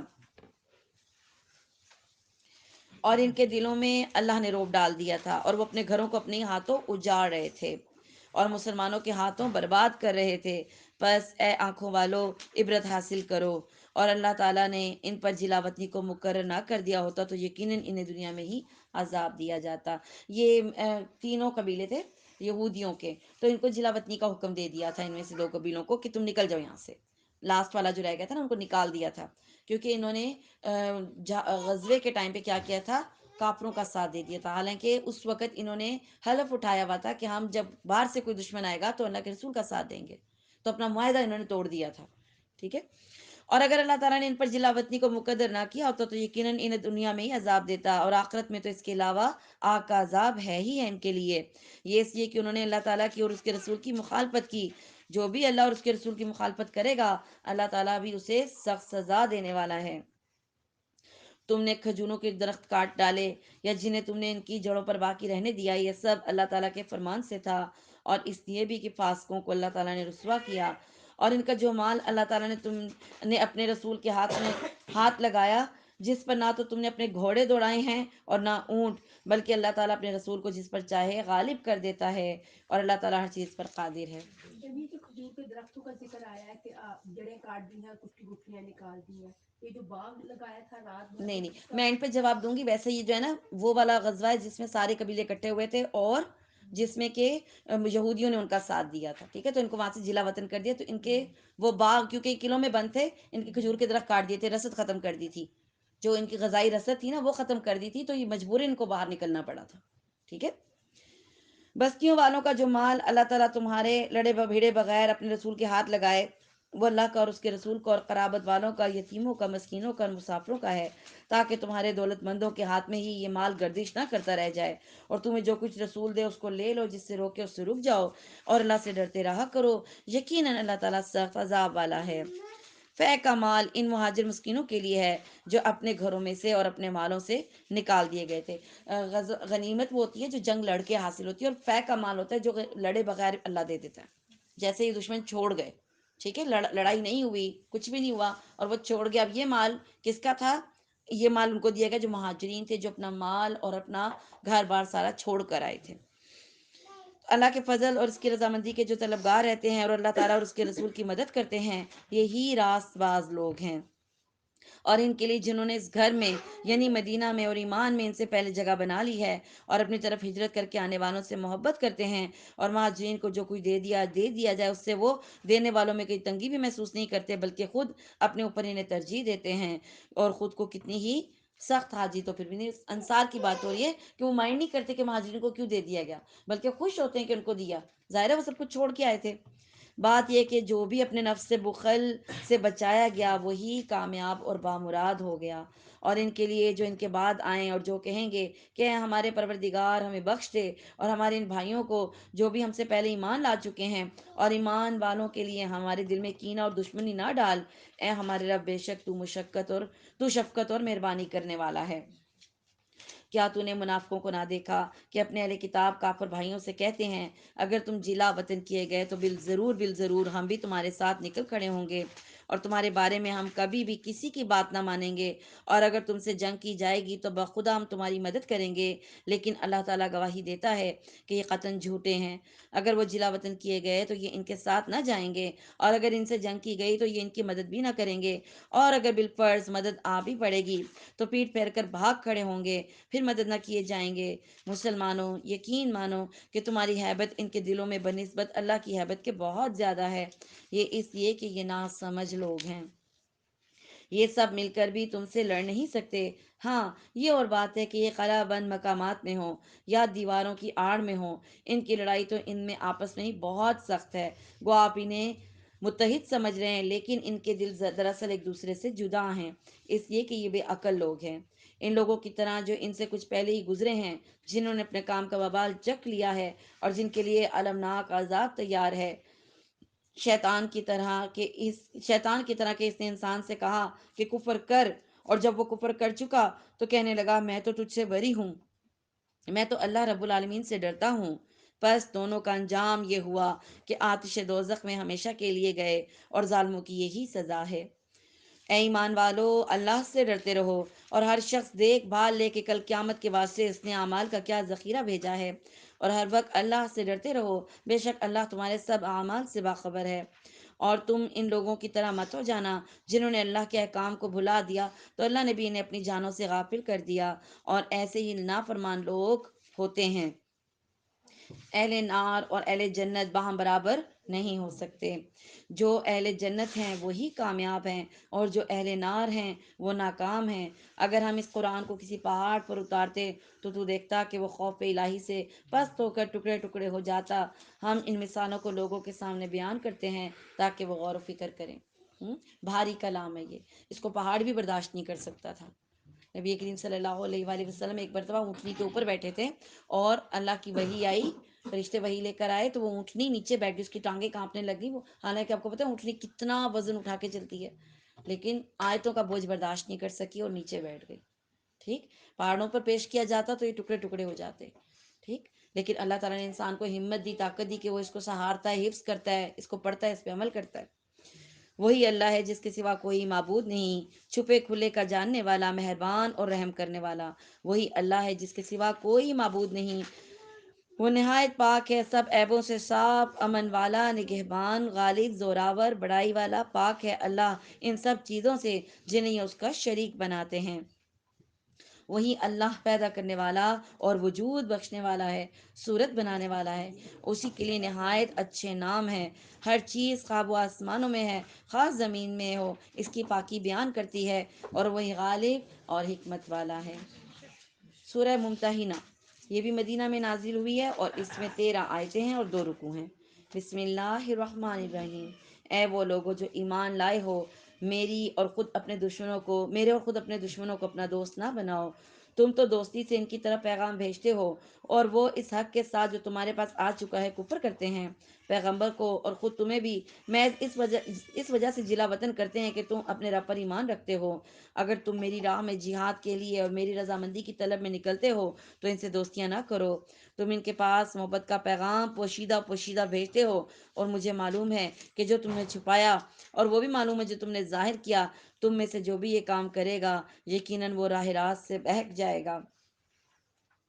نبی کریم صلی اللہ علیہ وسلم نے ایک پلان بنایا تھا بالکل لاسٹ میں نا، فتح مکہ سے پہلے، کہ ہم کس طریقے سے لشکر اکٹھا کر کے جائیں گے، اور کفار سے یہ خبر چھپانی تھی۔ تو ایک صحابی تھے جو ہجرت کر کے آئے تھے مکہ سے مدینہ، انہوں نے خاموشی سے ایک رکا لکھا کہ کفار کو چھپ کے اطلاع کر دیں کہ یہ حملہ کرنا ہے مسلمانوں نے تم پر، حالانکہ بعد چھپانے کا حکم تھا۔ اللہ تعالیٰ نے اپنے نبی کو بتا دیا کہ اس طرح کا معاملہ ہو رہا ہے، اور وہ پھر ان سے پوچھا گیا تو اس نے بتایا کہ اس طرح ایک عورت کے ہاتھ بھیجا ہے پیغام۔ پھر وہ اس عورت کو پکڑا گیا، اس سے پیغام لیا گیا، تو اس میں یہی اطلاع تھی خالی۔ تو انہوں نے پوچھا آپ نے یہ حرکت کیوں کی؟ بدری صحابی تھے نا، تو انہوں نے کہا کہ بات یہ ہے کہ جتنے آپ لوگ یہاں ہجرت کر کے آئے ہیں، آپ کے رشتہ دار وہاں مکہ میں موجود ہیں، تو وہ خیال کر لیتے ہیں آپ کے بیوی بچوں کا۔ میں بھی بیوی بچوں کو چھوڑ کر آیا ہوں، لیکن میرا وہاں کوئی رشتہ دار نہیں ہے، تو میں نے کہا کہ میں یہ ان کو فار پہ ایک احسان کروں گا، ان کو اطلاع دوں گا، تو وہ میرے بیوی بچوں کا تھوڑا سا خیال رکھ لیں گے۔ اللہ نے ان کو معاف کر دیا تھا، اور نبی نے بھی معاف کر دیا، ظاہر ہے جب اللہ نے کہہ دیا۔ لیکن یہ بات منع کی کہ آپ ان سے سمجھتے ہیں بھلائی کی امید رکھتے ہیں، وہ آپ کے دوست نہیں ہو سکتے، کفار آپ کے دوست ہو ہی نہیں سکتے، ٹھیک ہے؟ اور اگر وہ تم پر کہیں قابو پا لیں تو وہ تمہارے کھلے دشمن ہو جائیں، اور برائی کے ساتھ تم پر دست درازی کریں اور زبان درازی کرنے لگیں، اور دل سے چاہنے لگیں گے کہ تم بھی کفر کرنے لگ جاؤ۔ تمہاری قرابتیں، تمہاری رشتہ داریاں اور اولاد تمہیں قیامت کے دن کام نہیں آئیں گی۔ اولاد کے پیچھے کر رہے تھے نا کہ اولاد محفوظ رہے، یہ تمہارے کام نہیں آئیں گی۔ اللہ تعالیٰ تمہارے درمیان فیصلہ کر دے گا، جو کچھ تم کر رہے ہو اسے اللہ خوب دیکھ رہا ہے۔ مسلمانوں، تمہارے لیے ابراہیم علیہ السلام کی زندگی میں اور ان کے ساتھیوں میں بہترین نمونہ ہے، جب کہ ان سب نے اپنی قوم سے برملا کہہ دیا کہ ہم تم سے اور جن جن کی تم اللہ کے سوا عبادت کرتے ہو ان سب سے بالکل بیزار ہیں، ہم تمہارے عقائد کے منکر ہیں۔ جب تک تم اللہ کی وحدانیت پر ایمان نہ لاؤ، ہم تم میں ہمیشہ کے لیے بغض اور عداوت ظاہر ہو گئی۔ لیکن ابراہیم علیہ السلام کی اتنی بات تو اپنے باپ سے ہوئی تھی کہ میں تمہارے لیے استغفار ضرور کروں گا، اور تمہارے لیے مجھے اللہ کے سامنے کسی چیز کا بھی کچھ بھی اختیار نہیں۔ اے ہمارے پروردگار، تجھی پر ہم بھروسہ کرتے ہیں اور تیری ہی طرف رجوع کرتے ہیں، اور تیری ہی طرف لوٹنا ہے۔ اے ہمارے رب، تو ہمیں کافروں کی آزمائش میں نہ ڈال، اور اے ہمارے پالنے والے ہماری خطاؤں کو بخش دے، بے شک تو ہی غالب حکمت والا ہے۔ یقیناً تمہارے لیے ان میں اچھا نمونہ اور عمدہ اور پیروی کے لیے خاص کر ہر اس شخص کے لیے جو اللہ کی اور اس قیامت کے دن کی ملاقات کی امید رکھتا ہو۔ اور اگر کوئی روگردانی کرے تو اللہ تعالیٰ بالکل بے نیاز ہے اور حمد و ثنا کے لائق ہے۔ کیا جب کہ ان قریب ہی اللہ تعالیٰ تم میں سے اور تمہارے دشمنوں میں محبت پیدا کر دے، اور اللہ کو سب قدرتیں حاصل ہیں، اللہ تعالیٰ بڑا ہی غفور الرحیم ہے۔ جن لوگوں نے تم سے دین کے بارے میں لڑائی نہیں لڑی اور تمہیں جلا وطن نہیں کیا، ان کے ساتھ سلوک و احسان کرنے اور منصفانہ بھلا برتاؤ کرنے سے اللہ تعالیٰ تمہیں نہیں روکتا، بلکہ اللہ تعالیٰ تو انصاف کرنے والوں سے محبت کرتا ہے۔ بے شک اللہ تعالیٰ تمہیں صرف ان لوگوں کی محبت سے روکتا ہے جنہوں نے تم سے دین کے بارے میں لڑائیاں لڑیں اور تمہیں دیس نکالے دیے اور دیس نکالا دینے والوں کی مدد کی۔ جو لوگ ایسے کفار سے محبت کریں وہ قطعاً ظالم ہیں۔ اے ایمان والو، جب تمہارے پاس مومن عورتیں ہجرت کر کے آئیں تو تم ان کا امتحان لو۔ دراصل ان کے ایمان کو بخوبی جاننے والا تو اللہ ہی ہے، لیکن اگر وہ تمہیں ایمان والیاں معلوم ہوں تو اب تم انہیں کافروں کی طرف واپس نہ کرو، اب یہ ان کے لیے حلال نہیں ہے اور نہ ہی وہ ان کے لیے حلال ہیں۔ ٹھیک ہے، یعنی عورتیں آ گئی ہیں ہجرت کر کے اور کہتی ہیں کہ ہم مسلمان ہو کر آئی ہیں، تو پہلے ذرا چیک کر لو۔ ٹھیک ہے، جھوٹ بھی تو بول سکتی ہیں، اور اگر پتہ چل جائے کہ واقعی مومن ہیں، ایمان والی ہیں، تو پھر ان کو واپس نہیں بھیجنا۔ کیوں؟ ان کے نکاح ٹوٹ گئے ہیں، دو کافر ہیں نا، اور اگر آپس میں ان کی شادی ہوئی بھی ہے اور ان میں سے ایک ممبر، ایک پارٹنر مسلمان ہو جاتا ہے تو ان کا نکاح ٹوٹ جاتا ہے، ٹھیک ہے، آٹومیٹک ٹوٹ جاتا ہے۔ تو کیا ہے، ابھی ان کے لیے حلال نہیں اور وہ ان کے لیے حلال نہیں ہے، تو کیا کرو تم، ان عورتوں کو واپس مت بھیجو، اور ان عورتوں کو ان کے مہر دے کر ان کے جو خرچ ان کافروں کا ہوا ہے وہ ان کو دے دو، یعنی جو مہر ان کافروں نے ان کو دیا تھا نا وہ ان کو واپس کر دو۔ عورتیں مت واپس کرو، جو عورتوں کا مہر ان کافروں نے ادا کیا تھا نا وہ ان کو واپس کر دو، اور ان کو مہر دے کے اپنے نکاح میں کر لو۔ خود شادی کرنی ہے، مہر دے کے خود شادی کر لو، اور پہلے شوہروں کو ان کے مہر واپس کر دو، ٹھیک ہے، نکاح ٹوٹ گیا تو مہر واپس ہو جائے گا ان کو واپس کرنا پڑے گا نا، ان کے کافر شوہروں کو، ٹھیک ہے، عورتوں کو واپس نہیں بھیجنا۔ اور تم پر ان عورتوں کو مہر دے کر ان سے نکاح کرنے میں کوئی گناہ نہیں ہے، اور کافر عورتوں کی ناموس اپنے قبضے میں نہ رکھو، اور جو کچھ تم نے خرچ کیا ہے، یعنی اب کافر عورتیں تمہارے نکاح میں ہیں، یا دو کافر تھے، مرد مسلمان ہو گیا تو ان کا بھی نکاح ٹوٹ جائے گا، تو اب تم نے کافر عورتوں کو اپنے نکاح میں نہیں رکھنا، کیا کریں گے، ان کا مہر دے کے ان کو فارغ کر دو، دونوں طرف قانون بتا دیے گا، ٹھیک۔ اور جو کچھ تم نے خرچ کیا ہو وہ مانگ لو، یعنی ان سے تم مانگ لو، اگر میں دے چکے تو واپس دیں گے، ہاں سوری، کافر سے واپس لے لیں گے، اور جو کچھ ان کافروں نے خرچ کیا ہو وہ بھی مانگ لیں، کافر کی بیوی ادھر آ گیا تو کافر بھی مانگ لے، تم مسلمان ہو گئے، تمہاری بیوی کافر، تم مانگ لو، واپس لے لو، ٹھیک۔ اور یہ اللہ کا فیصلہ ہے جو تمہارے درمیان اللہ کر رہا ہے، اللہ تعالیٰ بڑے ہی علم اور حکمت والا ہے۔ اور اگر تمہاری کوئی بیوی تمہارے ہاتھ سے نکل جائے اور کافروں کے پاس چلی جائے، پھر تمہیں اس کے بدلے کا وقت مل جائے، تو جن کی بیویاں چلی گئی ہیں انہیں ان کے خراجات کے برابر ادا کر دو، اور اس اللہ تعالیٰ سے ڈرتے رہو جن پر تم ایمان رکھتے ہو۔ اے پیغمبر، جب مسلمان عورتیں آپ سے ان باتوں پر بیعت کرنے آئیں کہ وہ اللہ کے ساتھ کسی کو شریک نہیں کریں گی، ٹھیک ہے، اب سمجھیں کہ اگر آپ سے بیعت لی جا رہی ہے تو اللہ کے رسول کیسے بیعت لیتے، آپ کیا اللہ کے ساتھ کسی کو شریک نہیں کریں گی، وہاں اس وقت کی عورتیں بیعت کرتی تھیں اللہ کے رسول کے پاس آ کر، اور وہ اللہ کے ساتھ کسی کو شریک نہ کریں گی، اور چوری نہیں کریں گی، عورتیں چوری کرتی ہیں کہ نہیں کرتی ہیں، ٹھیک ہے، چوری نہیں کریں گی، زنا کاری نہیں کریں گی، کرتی ہیں کہ نہیں، زنا کی ابتدا عورت سے ہوتی ہے، مرد سے ہوتی ہے، عورت سے ہوتی ہے، اور اپنی اولاد کو نہیں مار ڈالیں گی، مارتی ہیں کہ نہیں مارتی ہیں، تو یہ دیکھیں بیعت ہو رہی ہے، مسلمان ہونے کے لیے یہ چیزیں اقرار کرنا ضروری ہے کہ آپ یہ کام نہیں کریں گی، ٹھیک، اور کوئی ایسا بہتان نہیں باندھیں گی جو خود اپنے ہاتھوں پیروں کے ساتھ گھڑ لیں، اور کسی نیک کام میں تیری حکم عدولی نہیں کریں گی، ٹھیک ہے، کوئی نیک کام ہے اس سے پیچھے نہیں ہٹنا ہے، تو آپ ان سے پھر بیعت کر لیا کریں، اور ان کے لیے اللہ سے مغفرت طلب کریں، بے شک اللہ تعالیٰ بخشنے والا اور معاف کرنے والا ہے، ٹھیک ہے۔ اے ایمان والو، تم اس قوم سے دوستی نہ رکھو جن پر اللہ کا غضب نازل ہو چکا ہے، جو آخرت سے اس طرح مایوس ہو چکے ہیں جیسے کہ مردہ اہل قبر سے کافر نا امید ہوتا ہے۔ سورہ صف مدنی صورت ہے اور اس میں 14 آیتیں ہیں۔ بسم اللہ الرحمن الرحیم۔ زمین و آسمانوں کی ہر چیز اللہ تعالیٰ کی پاکی بیان کرتی ہے، وہی غالب اور حکمت والا ہے۔ اے ایمان والو، تم وہ بات کیوں کہتے ہو جو کرتے نہیں، جو تم کرتے نہیں اس کا کہنا اللہ تعالیٰ کو سخت ناپسند ہے۔ بے شک اللہ تعالیٰ ان لوگوں سے محبت کرتا ہے جو اس کی راہ میں صف بستہ جہاد کرتے ہیں، گویا وہ سیسا پلائی ہوئی عمارت ہیں۔ اور یاد کرو جب کہ موسیٰ علیہ السلام نے اپنی قوم سے کہا ہے، میری قوم کے لوگوں، تم مجھے کیوں ستا رہے ہو، حالانکہ تمہیں بخوبی معلوم ہے کہ میں تمہاری جانب اللہ کا رسول ہوں۔ بس جب وہ لوگ ٹیڑھے ہی رہے تو اللہ نے ان کے دلوں میں ٹیڑھا پن کر دیا، اور ٹیڑھا کر دیا اللہ نے ان کے دلوں کو، اور اللہ تعالیٰ نافرمان قوم کو ہدایت نہیں دیتا۔ اور جب مریم کے بیٹے عیسیٰ نے کہا ہے، بنی اسرائیل، میں تم سب کی طرف اللہ کا رسول ہوں، مجھ سے پہلے کی کتاب تورات کی تصدیق کرنے والا ہوں، اور اپنے بعد آنے والے ایک رسول کی خوشخبری سنانے والا ہوں جن کا نام احمد ہے۔ پس پھر جب وہ ان کے پاس کھلی دلیلیں لائے تو یہ کہنے لگے، یہ تو کھلا جادو ہے، اور اس شخص سے زیادہ کون ظالم ہوگا جو اللہ پر جھوٹ باندھے، حالانکہ وہ اسلام کی طرف بلایا جاتا ہے۔ اللہ ایسے ظالموں کو ہدایت نہیں دیتا۔ وہ چاہتے ہیں کہ اللہ کے نور کو اپنے منہ سے بجھا دیں، اور اللہ اپنے نور کو کمال تک پہنچانے والا ہے، گو کافر کو برا لگے۔ وہی ہے جس نے اپنے رسول کو ہدایت اور سچا دین دے کر بھیجا تاکہ اسے تمام مذاہب پر غالب کر دے، اگرچہ مشرکین ناخوش ہوں۔ اے ایمان والو، کیا تمہیں وہ تجارت بتلا دوں جو تمہیں دردناک عذاب سے بچا لے؟ آپ جاننا چاہیں گے ایسی تجارت جو ہمیں دردناک عذاب سے بچا لے؟ ہم؟ اللہ تعالیٰ پر اور اس کے رسول پر ایمان لے آؤ۔ جب ایمان لے آئیں گے تجارت کا آغاز ہو جائے گا، ٹھیک، اور اس کی راہ میں اپنے مال اور اپنی جانوں سے پھر جہاد کرو، جس جس لیول پہ آپ کر سکتے ہیں، ٹھیک ہے، جان سے بھی اور مال سے بھی، یہ تمہارے لیے بہتر ہے اگر تمہیں علم ہو۔ اللہ تعالیٰ تمہارے گناہ معاف فرما دے گا۔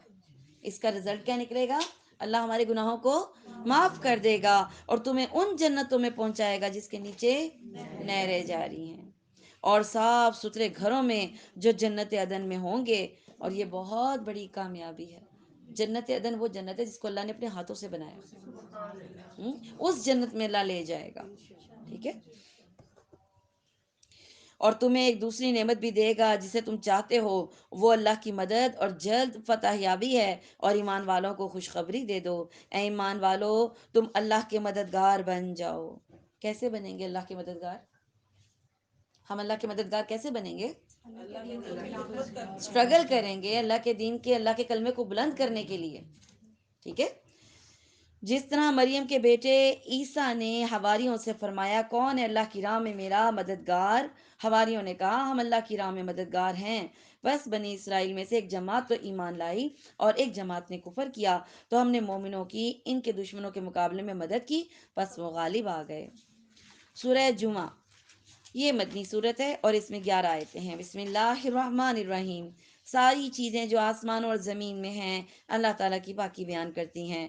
بادشاہ ہے پاک اور غالب اور باحکمت، وہی ہے جس نے ناخواندہ لوگوں میں انہی میں سے ایک رسول بھیجا جو انہیں اس کی آیتیں پڑھ کر سناتا ہے اور ان کو پاک کرتا ہے اور انہیں کتاب اور حکمت سکھاتا ہے. یقیناً یہ اس سے پہلے کھلی گمراہی میں تھے. ہاں جی، الٹریٹ، پڑھنا لکھنا نہیں جانتے تھے، لیکن اللہ نے ان کو اپنے فرشتے کو بھیج کر پڑھنا لکھنا سکھایا اور پھر انہوں نے صحابہ کو سکھایا اور ان صحابہ نے پھر آگے اس چیز کو پھیلایا اور سب کو سکھایا. ٹھیک ہے. نہیں سکتے تھے. اور دوسروں کے لیے بھی انہیں میں سے جو اب تک ان میں سے نہیں ملے وہی غالب اور باحکمت ہیں. یہ اللہ کا فضل ہے، جسے چاہے اپنا فضل دے. اللہ تعالیٰ بہت بڑے فضل کا مالک ہے. جن لوگوں کو تورات پر عمل کرنے کا حکم دیا گیا پھر انہوں نے اس پر عمل نہیں کیا، اس کی مثال اس گدھے کی سی ہے جو بہت سی کتابیں لادے ہو. اللہ کی باتوں کو جھٹلانے والوں کی بڑی بری مثال ہے. اللہ ایسے ظالم لوگوں کو ہدایت نہیں دیتا. کہہ دیجئے اے یہودیو، اگر تمہارا دعویٰ ہے کہ تم اللہ کے دوست ہو اور دوسرے لوگوں کے سوا، تو تم پھر موت کی تمنا کرو اگر تم سچے ہو. ٹھیک ہے. یعنی آپ اللہ کے دوست ہیں تو پھر دنیا میں کیا کر رہے ہیں؟ اللہ کا انعام آپ کو ملنا چاہیے تو پھر موت کی تمنا کرو. یہ کبھی بھی موت کی تمنا نہیں کریں گے ان اعمال کی وجہ سے جو انہوں نے آگے بھیج رکھے ہیں، اور اللہ تعالیٰ ظالموں کو خوب جانتا ہے. کہہ دیجئے جس موت سے تم بھاگتے پھرتے ہو وہ تو تمہیں پہنچ کر رہے گی، پھر تم سب چھپے کھلے جاننے والے اللہ کی طرف لوٹائے جاؤ گے اور وہ تمہیں تمہارے کیے ہوئے تمام کام بتلا دے گا. اے وہ لوگوں جو ایمان لائے ہو، جمعے کے دن نماز کی اذان دی جائے تو تم اللہ کے ذکر کی طرف دوڑ پڑو اور خرید و فروخت چھوڑ دو، یہ تمہارے حق میں بہت ہی بہتر ہے اگر تم جانتے ہو. پھر جب نماز ہو چکے تو زمین میں پھیل جاؤ اور اللہ کا فضل تلاش کرو. یہ صرف مسلمانوں کی اجازت ہے کہ جمعہ پڑھ لیا اس کے بعد اپنا کاروبار کر سکتے ہیں. ٹھیک. لیکن یہودیوں کو اجازت نہیں تھی ہفتے والے دن کے بارے میں کہ وہ پورا دن بھی کچھ کرتے. ٹھیک ہے. اور بکثرت اللہ کا ذکر کیا کرو تاکہ تم فلاح پالو.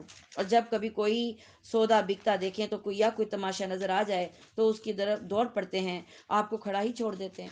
ایک دفعہ نبی کریم صلی اللہ علیہ وسلم صحابہ سے خطاب کریں، خطبہ دے رہے ہیں اور پتہ چلا کہ قافلہ آ گیا تجارت کا، تو اللہ کے رسول وہیں کھڑے اور سارے دوڑ کے چلے گئے، تھوڑے سے بس صحابی بچ گئے. ٹھیک. باقی سب بھاگ گئے اس کو دے. اور اس کی وجہ کیا تھی کہ کیا ہوتا تھا کہ آگے آگے بڑھ کر نا تاجر پہلے سارا سامان خرید لیتے تھے اور پھر اپنی مرضی کے دام لگا کے بیچتے تھے. تو اس وجہ سے انہوں نے کہا پہلے جا کے ہم خرید لیں. تو خبر آئی تو اللہ کے رسول کھڑے ہیں اور یہ سارے بھاگ گئے. آپ کہہ دیجئے اللہ کے پاس جو ہے وہ کھیل اور تجارت سے بہتر ہے اور اللہ تعالیٰ بہترین روزی رساں ہے. ٹھیک ہے. سورہ منافقون مدنی صورت ہے اور اس میں 11 آیتیں ہیں. بسم اللہ الرحمن الرحیم. تیرے پاس جب منافق آتے ہیں تو کہتے ہیں ہم اس بات کے گواہ ہیں کہ بے شک اللہ اور آپ کا رسول، کہ بے شک آپ اللہ کے رسول ہیں. یعنی منافق آ کر کیا کہتے ہیں؟ ہمیں پتہ ہے کہ آپ اللہ کے رسول ہیں. ٹھیک. اور اللہ جانتا ہے کہ یقیناً آپ اللہ کے رسول ہیں. یعنی وہ کس کو بتا رہے ہیں؟ اللہ کو تو یہ بات پتہ ہے کہ آپ اللہ کے رسول ہیں. اور اللہ گواہی دیتا ہے کہ یہ منافق قطعاً جھوٹے ہیں. کیوں؟ جو ظاہر کر رہے ہیں وہ ہے نہیں ان کے دل میں، انہوں نے اپنی قسموں کو ڈھال بنا رکھا ہے تو اللہ کی راہ سے رک گئے. بے شک برا ہے وہ کام جو یہ کر رہے ہیں، یہ اس سبب سے کہ یہ ایمان لا کر پھر کافر ہو گئے، بس ان کے دلوں پر مہر کر دی گئی، اب یہ نہیں سمجھتے. اور جب آپ انہیں دیکھیں تو ان کے جسم آپ کو خوشنما معلوم ہو، یہ جب باتیں کرنے لگیں تو آپ ان کی باتوں پر اپنا کان نہ لگائیں، گویا کہ لکڑیاں ہیں دیوار کے سہارے سے لگائی ہوئی، ہر سخت آواز کو اپنے خلاف سمجھتے ہیں، یہی حقیقی دشمن ہیں، ان سے بچو، اللہ تعالیٰ انہیں غارت کرے کہاں پھرے جاتے ہیں۔ اور جب ان سے کہا جاتا ہے کہ آؤ تمہارے لیے اللہ کے رسول استغفار کریں تو اپنے سر مٹکاتے ہیں، اور آپ دیکھیں گے کہ وہ تکبر کرتے ہوئے رک جاتے ہیں۔ ان کے حق میں آپ کا استغفار کرنا اور نہ کرنا دونوں برابر ہیں، اللہ تعالیٰ انہیں ہرگز نہیں بخشے گا۔ بے شک اللہ تعالیٰ ایسے نافرمان لوگوں کو ہدایت نہیں دیتا۔ یہی وہ ہیں جو کہتے ہیں کہ جو لوگ رسول اللہ کے پاس ہیں اور جو کچھ ان پر خرچ نہ کرو یہاں تک کہ وہ ادھر ادھر ہو جائیں، حالانکہ آسمان اور زمین کے کل خزانے اللہ کی ملکیت ہیں، لیکن یہ منافق نہیں سمجھتے۔ یہ کہتے ہیں کہ ہم اب لوٹ کر مدینہ نہیں جائیں گے، اور جب ہم جائیں گے تو کیا ہوگا، عزت والا وہاں سے ذلت والے کو نکال دے گا۔ یہ جملہ کس نے بولا تھا؟ عبداللہ بن ابی نے۔ یہ رئیس المنافقین تھا، اس نے کہا تھا واپسی پہ، جنگ سے واپس آ رہے تھے، انہوں نے کہا تھا کہ کوئی بات نہیں، مدینہ پہنچ کر نا عزت والا ذلیل لوگوں کو نکال دے گا، کیونکہ عبداللہ بن ابی کو بادشاہ بنا رہے تھے نا مدینہ کا، نبی کریم صلی اللہ علیہ وسلم کے آنے سے پہلے، تو اس کو بڑی تکلیف تھی اس بات کی کہ اللہ کے رسول آ گئے، اور ظاہر ہے پھر ایک ریاست مدینہ قائم ہو گئی۔ اس کے حکمران کون تھے؟ نبی کریم صلی اللہ علیہ وسلم تھے۔ تو اس نے یہ جملہ کہا تھا، پھر مکر گیا تھا کہ میں نے کوئی نہیں کہا، میں نے یہ بات نہیں کی۔ عزت تو صرف اللہ ہی کے لیے ہے اور اس کے رسول کے لیے اور ایمانداروں کے لیے ہے، لیکن یہ منافق جانتے نہیں۔ اے ایمان والو، تمہارے مال اور تمہاری اولاد تمہیں اللہ کے ذکر سے غافل نہ کر دیں۔ کیا مطلب؟ اولاد کے پیچھے لگ کر ہم نماز چھوڑ دیتے ہیں، کاروبار کر رہے ہیں تو نماز چھوڑ دیتے ہیں، ہے نا؟ نہیں، تمہارا مال تمہاری اولاد تمہیں اللہ کے ذکر سے غافل نہ کریں۔ جو ایسا کریں وہ بڑے ہی زیاں کار لوگ ہیں، نقصان اٹھانے والے ہیں۔ اور جو کچھ ہم نے تمہیں دے رکھا ہے اس میں سے ہماری راہ میں اس سے پہلے خرچ کر لو کہ تم میں سے کسی کو موت آ جائے۔ تو وہ کہنے لگے کہ اے میرے پروردگار، مجھے تھوڑی سی مہلت کیوں نہیں دیتا کہ میں صدقہ کروں اور نیک لوگوں میں سے ہو جاؤں؟ اور جب کسی کا مقررہ وقت آ جاتا ہے تو اسے اللہ تعالیٰ ہرگز مہلت نہیں دیتا، اور جو کچھ تم کرتے ہو اس سے اللہ تعالیٰ بخوبی باخبر ہے۔ آپ گھر سے نکلنے لگیں، ایک ہفتے کے لیے بھی کہیں جائیں تو بار بار آپ مڑ کے گھر واپس جاتے ہیں، تالے چیک کرتے ہیں، لائٹیں چیک کرتے ہیں، گیس پائپ لائن چیک کرتے ہیں، لائٹیں چیک کرتے ہیں نا۔ لیکن دیکھیں جب ہم نے اس دنیا کو چھوڑنا ہے، ایک لمحہ بھی نہیں ملنا ہے، ایک لمحہ بھی نہیں ملنا کہ اب لائٹ ہی بند کر لیں، چولہے بھی بند کر لیں، کہ ہانڈی، یعنی ایک لمحے کی بھی فرصت کیوں؟ اللہ نے پکڑنا تو پھر ہلنے نہیں دینا، ٹھیک؟ تو اس کی تیاری نہیں ہے، ٹھیک؟ اس موت کی تیاری کرنی ہے، اور صدقہ پہلے کرنا ہے، کیونکہ موت کے بعد آپ صدقہ کریں گے ویسے بھی قبول نہیں ہوگا، ٹائم تو ختم ہو چکا ہے۔ آپ نہیں بھی دیں گے تو آپ کی الماریوں کے کپڑے کدھر جانے ہیں؟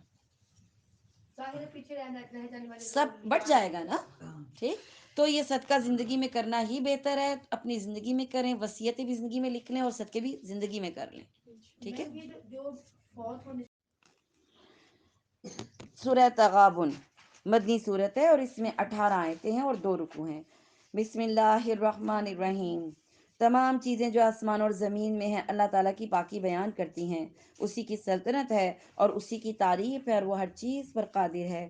اسی نے تمہیں پیدا کیا ہے، سو تم میں سے بعض تو کافر ہیں اور بعض ایمان والے ہیں، اور جو کچھ تم کر رہے ہو اس کو اللہ خوب دیکھ رہا ہے۔ آپ کو اس جملے سے ڈر نہیں لگتا؟ اللہ دیکھ رہا ہے، اس جملے سے ڈر لگتا ہے؟ جب بھی آپ کچھ کرنے لگے نا تو بلکہ لکھ کے لگا لیں جگہ جگہ پہ، اللہ دیکھ رہا ہے۔ ہم ڈر جاتے ہیں کیمرے کی آنکھ آپ کو دیکھ رہی ہے، ہاں، مارکیٹ میں جہاں کیمرہ لگا دیکھ رہے ہیں تو ایک دم سے کیا ہوتے ہیں؟ الرٹ ہو جاتے ہیں۔ تو اس کیمرے سے ڈر رہے ہیں، اللہ سے نہیں ڈر رہے ہیں۔ ہاں، آپ ذہن میں رکھیں اللہ مجھے دیکھ رہا ہے، اور وہ ہر چیز پر قادر ہے، وہی تعریف کے لائق ہے۔ اسی نے تمہیں پیدا کیا، سو تم میں سے بعض تو کافر ہیں اور بعض ایمان والے ہیں۔ جو کچھ تم کرے اس کو اللہ خوب دیکھ رہا ہے۔ اسی نے آسمانوں کو اور زمین کو عدل اور حکمت سے پیدا کیا۔ اسی نے تمہاری صورتیں بنائیں اور بہت اچھی بنائیں۔ اللہ نے جس کو جیسا بنایا بہت اچھا بنایا، اس پہ اطمینان رکھیں، اور اسی کی طرف لوٹنا ہے۔ وہ آسمان اور زمین کی ہر چیز کا علم رکھتا ہے، اور جو کچھ تم چھپاؤ اور جو ظاہر کرو وہ سب کچھ جانتا ہے۔ اللہ تو سینوں کی باتوں تک کو جانتا ہے۔ کیا تمہارے پاس اس سے پہلے کافروں کی خبر نہیں پہنچی؟ انہوں نے اپنے اعمال کا وبال چکھ لیا، اور جن کے لیے دردناک عذاب ہے۔ یہ اس لیے کہ ان کے پاس ان کے رسول واضح دلائل لے کر آئے تو انہوں نے کہہ دیا کہ کیا انسان ہماری رہنمائی کرے گا؟ بس انکار کر دیا اور منہ پھیر لیا. اور اللہ تعالیٰ بھی بے نیاز ہے. وہ اللہ تو ہے ہی بہت بے نیاز اور سب خوبیوں والا ہے. ان کافروں نے خیال کیا کہ دوبارہ زندہ نہ کیے جائیں گے. آپ کہہ دیجئے کیوں نہیں، اللہ کی قسم تم سب ضرور دوبارہ اٹھائے جاؤ گے، پھر جو تم نے کیا ہے اس کی خبر دیے جاؤ گے، اور اللہ پر یہ بالکل آسان ہے. سو تم اللہ پر، اس کے رسول پر اور اس نور پر جسے ہم نے نازل فرمایا ہے ایمان لے آؤ، اور اللہ تعالیٰ تمہارے ہر عمل سے باخبر ہے. جس دن تم سب کو اس جمع ہونے کے دن جمع کرنے کا دن ہے، اور جو ہار جیت کا دن ہے جمع کیا جائے گا، اور جو شخص اللہ پر ایمان لا کر نیک عمل کرے اللہ اس سے اس کی برائیاں دور کر دے گا. اللہ تعالیٰ ہماری برائیاں دور کر دے اور اسے جنتوں میں داخل کرے گا جن کے نیچے نہریں بہہ رہی ہیں، جن میں وہ ہمیشہ ہمیشہ رہیں گے، اور یہ بہت بڑی کامیابی ہے. اور جن لوگوں نے کفر کیا اور ہماری آیتوں کو جھٹلایا وہی جہنمی ہیں اور جہنم میں رہیں گے، اور یہ بہت برا ٹھکانہ ہے. کوئی مصیبت اللہ کی اجازت کے بغیر نہیں پہنچ سکتی. جو اللہ پر ایمان لائے اور اللہ اس کے دل کو ہدایت دیتا ہے، اور اللہ ہر چیز کو خوب جاننے والا ہے. اور لوگوں، اللہ کا کہنا مانو اور رسول کا کہنا مانو. بس اگر تم اعراض کرو تو ہمارے رسول کے ذمے تو صرف صاف صاف پہنچا دینا ہے. اللہ کے سوا کوئی معبود برحق نہیں، اور مومنوں کو اللہ ہی پر بھروسہ رکھنا چاہیے. اے ایمان والو، تمہاری بعض بیویاں اور بعض بچے تمہارے دشمن ہیں، بس ان سے ہوشیار رہنا. کون سے والے؟ کون سے دشمن ہوتے ہیں آپ کے بچے؟ جو اللہ کے راستے پر نہیں ہوتے، جو آپ کو غلط ٹریک پہ لے جاتے ہیں اور آپ مجبور ہو جاتے ہیں. ویسے آپ کبھی ہوئے بچوں سے مجبور؟ ہو جاتے ہیں. قطع رحمیاں اکثر بچوں کی وجہ سے کرتے ہیں. امی مامی نے رشتہ نہیں دیا، آپ نے وہاں نہیں جانا، اور ہم نہیں جاتے. نہیں جاتے ہیں. ساری ساری زندگی رشتے تو سانے کے سگے بھائیوں کے گھر ہوتے ہیں لیکن نہیں جاتے. ٹھیک اسی طرح کافر بچے ہیں، مشرک بچے ہیں تو پھر ان کے پیچھے لگ جاتے ہیں. ٹھیک. تمہاری بیویاں اور بعض بیویاں بھی پھر ایسی ہوتی ہیں، بس ان سے ہوشیار رہنا. اگر تم معاف کر دو اور درگزر کر جاؤ اور بخش دو تو اللہ تعالیٰ بخشنے والا اور مہربان ہے. تمہارے مال اور اولاد تو سراسر تمہاری آزمائش ہیں، اور یہ بہت بڑا اجر اللہ کے پاس ہے. بس جہاں تک تم سے ہو سکے اللہ سے ڈرتے رہو اور سنتے اور مانتے چلے جاؤ، اور اللہ کی راہ میں خیرات کرتے رہو جو تمہارے لیے بہتر ہے. خیرات سے پتہ ہے کیا ہوتا ہے؟ آپ کے لیے دین کی راہیں آسان ہو جاتی ہیں. جب آپ ایمان لاتے ہیں، اللہ سے توبہ کرتے ہیں، معافی مانگتے ہیں، پھر خیرات کرتے ہیں نا، تو دین کا راستہ اللہ آسان کر دیتا ہے. اس سے بڑا فائدہ ہوتا ہے. میں معافی مانگنے کے بعد ہی خیرات کرنے کا پہلے بھی کریں بعد میں بھی کریں. خیرات کے لیے کوئی ٹائم نہیں ہے. بس میں جسٹ یہ بتا رہی ہوں کہ اللہ تعالیٰ اس کا اجر یہ دیتا ہے کہ دین کی راہوں میں آسانی کر دیتا ہے. ٹھیک ہے. مطلب ہم کچھ کوئی بھی چیز. ٹھیک ہے. اور جو شخص نفس کی حرص سے محفوظ رکھا جائے وہی کامیاب ہے. نفس کی حرص کیا ہوتی ہے؟ کہ میں نہ دوں، ہم دینا نہیں چاہتے، بخیلی کرتے ہیں. جو اس سے محفوظ ہو گیا وہی کامیاب ہے. اگر تم اللہ کو اچھا قرض دو گے، یعنی اس کی راہ میں خرچ کرو گے تو دو، اور پھر اللہ کیا کرے گا؟ اس کو بڑھاتا جائے گا اور تمہارے گناہ بھی معاف فرما دے گا. اور اللہ بڑا قدردان اور بڑا بردبار ہے. وہ پوشیدہ اور ظاہر کا جاننے والا ہے اور زبردست اور حکمت والا ہے.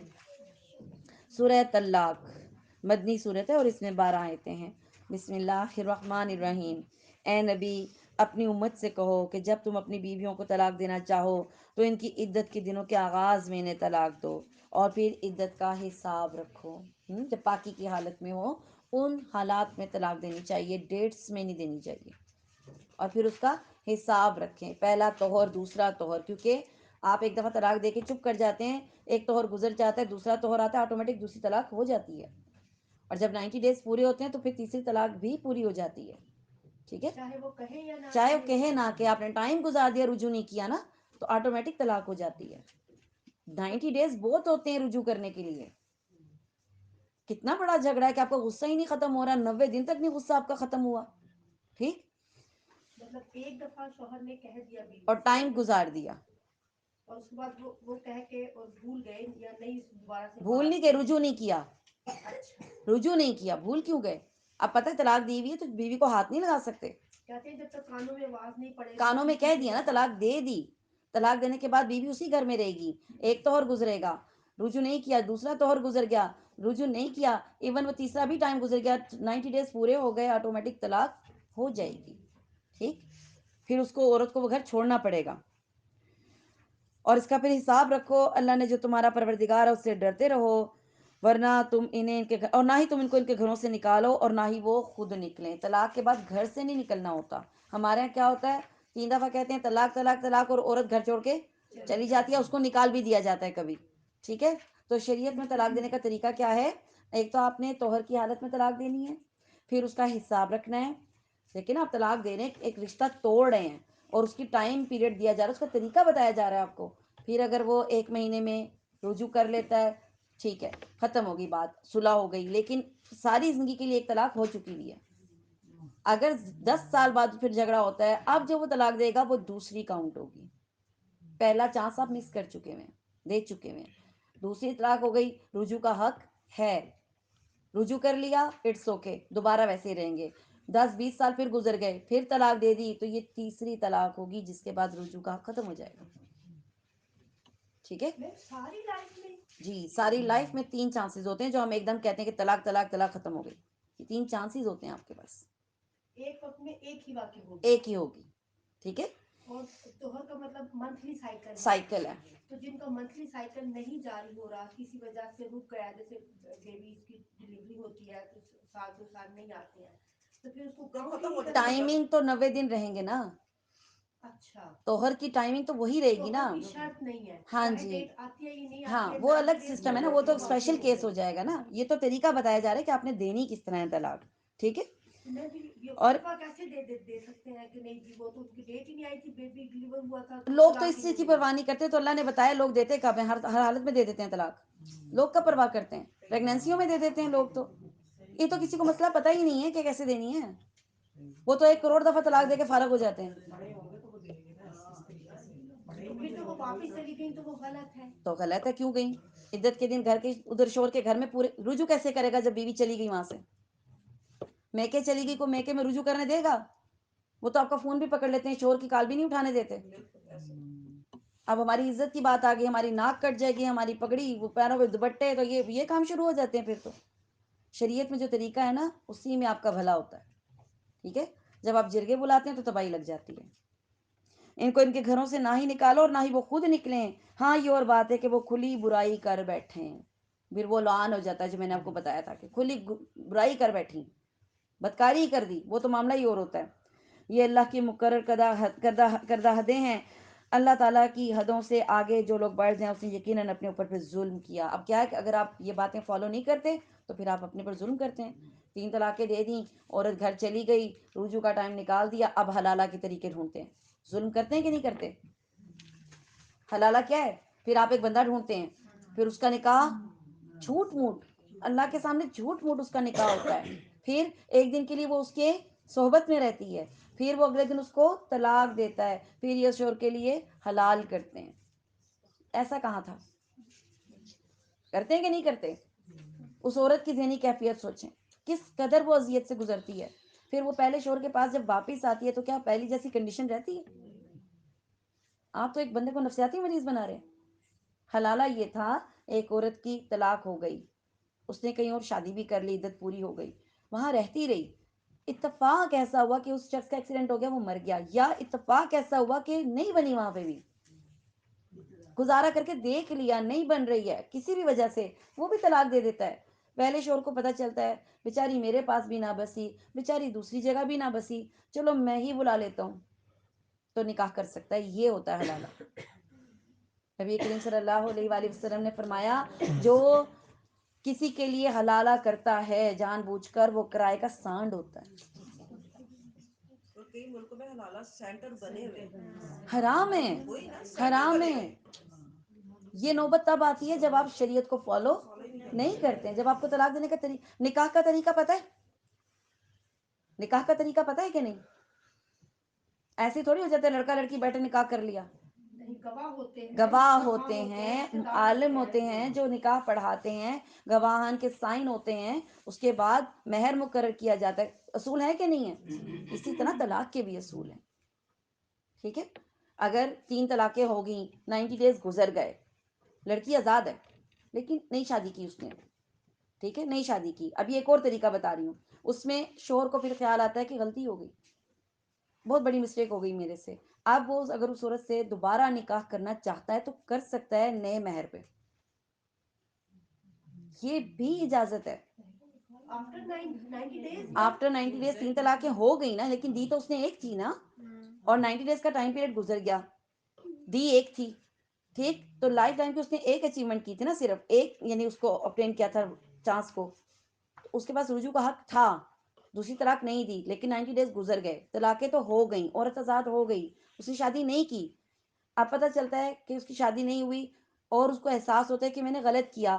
اب وہ اس سے نئے مہر پہ دوبارہ نکاح کر سکتا ہے, اجازت ہے اس چیز کی. یہ قرآن پاک میں ہے, ہم پڑھ چکے ہیں, یہ پڑھ چکے ہیں ہم قرآن پاک میں, پورا طریقہ موجود ہے یہ. اور اگر آپ شریعت کے مطابق طلاق دیں نا تو طلاقیں ہوں نا اس طرح. کتنا کوئی غصہ ہے کہ جو ایک ہفتے میں ایک مہینے میں 90 دن میں ختم نہیں ہو رہا, ایسا تو نہیں ہوتا. ٹھیک ہے, تو اس کو سیکھیں اس طریقے کو, یہ آپ کو سمجھنا, اس کی ڈیٹیل میں بھی بتایا ہے کہ آپ کو پتہ ہونا چاہیے اپنے مسائل کا. اپنے بچوں کو تو بتائیں, جہالت نہیں رہی. 1 کروڑ دفعہ تجھے طلاق ہے, 1 کروڑ دفعہ ایک دفعہ میں ہی دے دی ہوتی, وہ بھی پھر ایک ہی دفعہ ہوتی ہے, چاہے اس نے 1 کروڑ دفعہ کہا ہے. یہ شریعت کا قانون ہے. ہاں جی,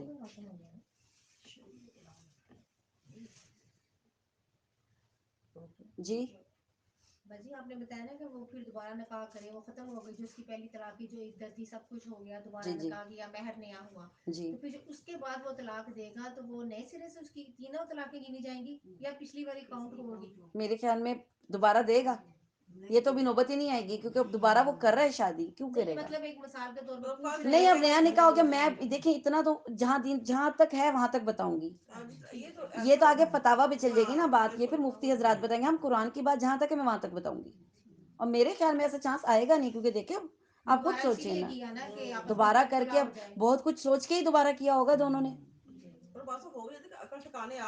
میں نے خود ایسے کیسز دیکھے ہیں, جوان بچوں کے ماں باپ نے حرکت کی, جوان بہوؤں والوں نے.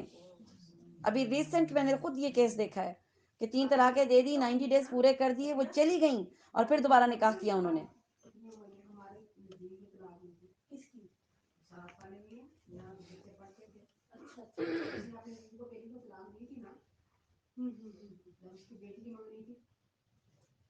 جی, بچوں کو بتانا چاہیے, شادی کا جس طرح بتاتے ہیں طلاق کا بھی ہمیں بتانا چاہیے. بتائیں, کیسے بتائیں جب ہمیں خود ہی نہیں پتا, تو ہم نے سیکھا ہوگا تو ہم بتائیں گے نا. یہ قوانین ہیں اور یہ سیکھیں. اور ماشاءاللہ اگر آپ نیٹ کے ذریعے بھی سیکھنا چاہیں نا, تو یہ اتنے لیکچرز ہیں موجود, اتنے لیکچرز ہیں, آپ وہ لیکچر سنیں گے تو آپ کو سمجھ آ جائے گی. علماء نے اس پہ لیکچرز دیے ہیں. ٹھیک ہے, 2 طلاق پہلے ہی ہوئی ہے ریٹرن, جی, اور تیسری پہ ہونے سے پہلے رجوع ہو گیا, واپس آ گئے, ٹھیک ہے, کہ چلو اچھا 2 ٹھیک چانس ہے. ختم ہو چکے ہیں. اور پھر لڑائی ہوتی ہے, غصہ کرتے ہیں حرام ہے, تو میری طرف سے تم فارغ ہو جاؤ, چلی جاؤ, ابھی ہی چلی جاؤ, میری طرف سے تم فارغ ہو, ہاں چلی جاؤ. عورت بھی کہہ رہی ہے ہاں مجھے فارغ کرو, میں ابھی ہی جا رہی ہوں. وہ کہہ رہے ہیں ہاں میری طرف سے تم فارغ ہو, چلی جاؤ. طلاق واقع ہوتی ہے. طلاق لفظ بولنا پڑے گا. اچھا, فارغ کا لفظ, طلاق کا ورڈ, طلاق کا لفظ بولیں گے کہ تمہیں طلاق دی, کوئی طلاق بولنے کے بعد ہی طلاق ہوگی. اس سے پہلے ایسا اس طرح کہنے سے کچھ نہیں نہیں, یہ لڑائی ہو رہی ہے نا, لڑائی میں نہیں ہوتی ہے. طلاق کا لفظ بولیں گے طلاق ہو جائے گی, مذاق میں بھی بولے تو ہو جاتی ہے. آپ تو غصے میں کہتے ہیں نا طلاق ہو جاتی ہے, نکاح اور طلاق مذاق میں بھی ہو جاتے ہیں. یہ بھی اب آج کل علماء نے دوبارہ یہ فتویٰ دیا ہوا ہے, اور یہ بہت بڑا فتنہ پڑا ہوا ہے. ٹی وی ڈراموں میں جو نکاح ہوتے ہیں اسی کے اوپر آیا ہوا ہے. یہ ابھی چل رہا ہے نا, کیا مذاق میں بچے, چھوٹے چھوٹے بچے تھے. ایک یہ مسئلہ آیا عالم کے پاس کہ بچے بیٹھے ہیں, 8 سال کے بچے نے 2 ان کا نکاح کرا دیا, کزنوں کا ایجاب و قبول کروا دیا, چھوٹے چھوٹے بچوں کا. اب ہم کیا کریں؟ تو نے کہا نکاح تو ہو گیا ان کا, لیکن بالغ ہوتے ہیں اور پھر ان کو اختیار دیا جاتا ہے. اس کو کہتے ہیں کہ وہ ٹرم ہوتی ہے کہ اس کا آپ اپنا جو ہے نکاح فسخ کر سکتے ہیں.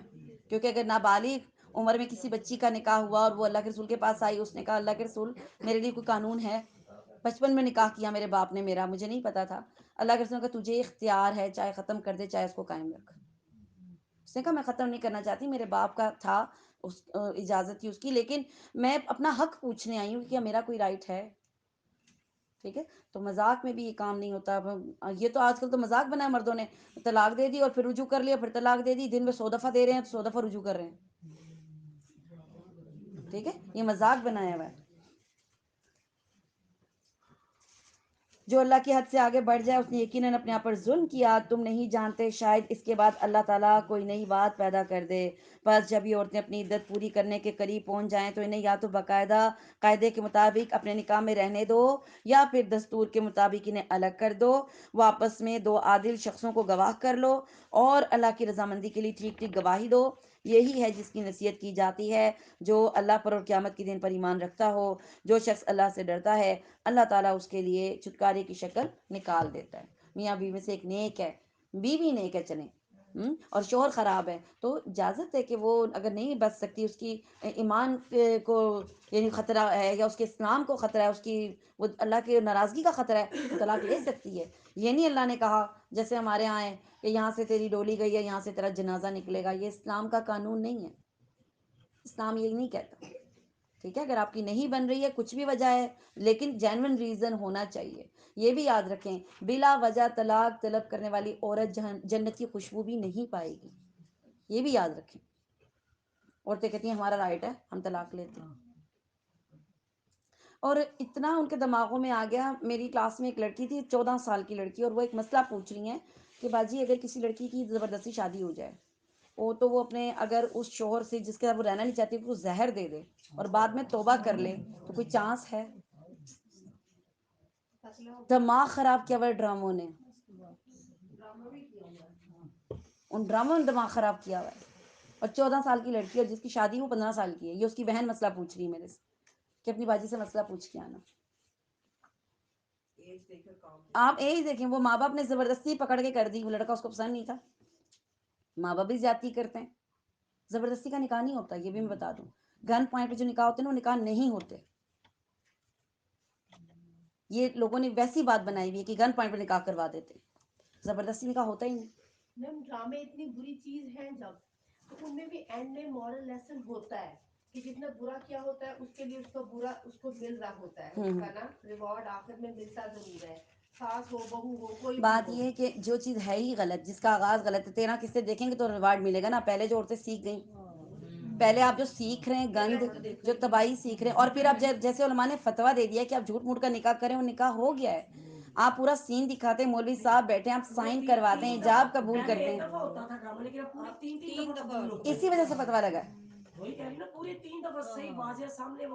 جی اسی وجہ سے فتویٰ لگا ہے وہ. ٹھیک ہے جی. یہی وہ ہے جس کی تمہیں نصیحت کی جاتی ہے جو اللہ پر اور قیامت کے دن پر ایمان رکھتا ہے. اور جو شخص اللہ سے ڈرتا ہے اللہ اس کے لیے چھٹکارے کی شکل نکال دیتا ہے اور ایسی جگہ سے پھر اس کو روزی دیتا ہے جس کا اسے گمان بھی نہ ہو. اور جو شخص اللہ پر توکل کرے گا اللہ اسے کافی ہوگا. اللہ تعالیٰ اپنا کام پورا کر کے ہی رہے گا. اللہ تعالیٰ نے ہر چیز کا ایک اندازہ مقرر کر رکھا ہے. تمہاری عورتوں میں سے جو عورتیں حیض سے نا امید ہو گئی ہوں اور اگر تمہیں شبہ ہو تو ان کی عدت پھر 3 مہینے ہے. آپ کا سوال کا جواب آ گیا. ٹھیک ہے، حیض نہیں آ رہے تو عدت 3 مہینے ہے. ٹھیک، وہی میں نے بتا دیا 90 دن ہو گئے نا، حیض نہیں آ رہا. ڈیٹ آئے نہ آئے، ڈیٹ آئے نہ آئے، 90 دن کا ٹائم اس کے لیے فکس ہو گیا. اور ان کی بھی جنہیں حیض ابھی آنا شروع ہی نہ ہوا ہو ان کے بھی عدت 3 ماہ ہے. اور حاملہ عورتوں کی عدت ان کا وضع حمل ہے، چاہے اگلے دن ہی ڈیلیوری ہو گئی ہے وہ عدت سے نکل آئیں گے. ٹھیک. اور جو شخص اللہ تعالیٰ سے ڈرے اللہ اس کے ہر کام میں پھر آسانی کر دے گا.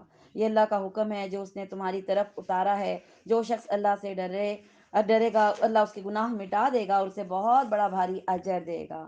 تم اپنی طاقت کے مطابق جہاں تم رہتے ہو وہاں ان طلاق والی عورتوں کو رکھو اور انہیں تنگ کرنے کے لیے تکلیف نہ پہنچاؤ. اور اگر وہ حمل سے ہوں تو جب تک بچہ پیدا نہ ہو جائے انہیں خرچ دیتے رہا کرو. پھر اگر تمہارے کہنے سے وہی دودھ بھی پلائیں تمہارے بچے کو تو پھر انہیں اس کی اجرت دے دو. کیونکہ طلاق ہو گئی نا، وضع حمل ہو گیا تو طلاق ہو گئی. اب کیا کرنا ہے، اگر اب تمہارے بچوں کو دودھ پلا رہی ہے ترس کھا کے یا تمہاری کمٹمنٹ ہوگی تو پھر ان کو اس کا نان نفقہ دینا پڑے گا. ٹھیک ہے. جیسے بیبی ڈیلیور ہو تو ان کے باپ کے حوالے کر دینا چاہیے. نہیں، ماں کے پاس ہے دودھ پلاتی ہے تو ٹھیک ہے نا، باپ رہنے دے اس کے پاس، اس کو نان نفقہ لیکن دے گا. ٹھیک ہے. کشادگی والے کو اپنی کشادگی سے خرچ کرنا چاہیے، اور جس پر اس کے رزق کی تنگی ہو اسے چاہیے کہ جو کچھ اللہ تعالیٰ نے اسے دے رکھا ہے اس میں سے اپنی حیثیت دے، وہ حسب حیثیت دے۔ کسی شخص کو اللہ تکلیف نہیں دیتا مگر اتنی جتنی اس کے اندر طاقت رکھی گئی ہے۔ اللہ تعالیٰ تنگی کے بعد آسانی اور فراغت بھی کر دے گا۔ اور بہت سی بستی والوں نے اپنے رب کے حکم سے اور اس کے رسولوں سے سرتابی کی تو ہم نے بھی ان سے سخت حساب لیا اور انہیں عذاب دیا، اندیکھا سخت عذاب۔ بس انہوں نے اپنے کرتوتوں کا مزہ چکھ لیا اور انجام کار تو ان کا خسارہ ہی ہوا۔ ان کے لیے اللہ تعالیٰ نے سخت عذاب تیار کر رکھا ہے۔ بس اللہ سے ڈرو اے عقل مندو، ایمان والو، یقیناً اللہ نے تمہاری طرف نصیحت اتاری ہے، یعنی رسول پر، جو تمہیں اللہ کے صاف صاف احکام پڑھ کر سناتا ہے، تاکہ وہ ان لوگوں کو جو ایمان لائیں اور نیک عمل کریں تاریکیوں سے روشنی کی طرف لے آئے۔ اور جو شخص اللہ پر ایمان لائے اور نیک عمل کرے، اللہ اسے ایسی جنتوں میں داخل کرے گا جس کے نیچے نہریں جاری ہیں، جن میں یہ ہمیشہ ہمیشہ رہیں گے۔ بے شک اللہ نے اسے بہترین روزی دے رکھی ہے۔ اللہ وہ ہے جس نے 7 آسمان بنائے اور اسی کی مثل زمینیں بھی، اس کا حکم ان کے درمیان اترتا ہے تاکہ تم جان لو کہ اللہ ہر چیز پر قادر ہے، اور اللہ تعالیٰ نے ہر چیز کو باعتبار علم گھیر رکھا ہے۔ سورہ تحریم، یہ بھی مدنی صورت ہے اور اس میں 12 آیتیں ہیں۔ بسم اللہ الرحمن الرحیم۔ اے نبی، جس چیز کو اللہ نے آپ کے لیے حلال کر دیا ہے اسے آپ اپنے اوپر کیوں حرام کرتے ہیں؟ آپ اپنی بیویوں کی رضامندی حاصل کرنا چاہتے ہیں، اور اللہ بخشنے والا اور رحم کرنے والا ہے۔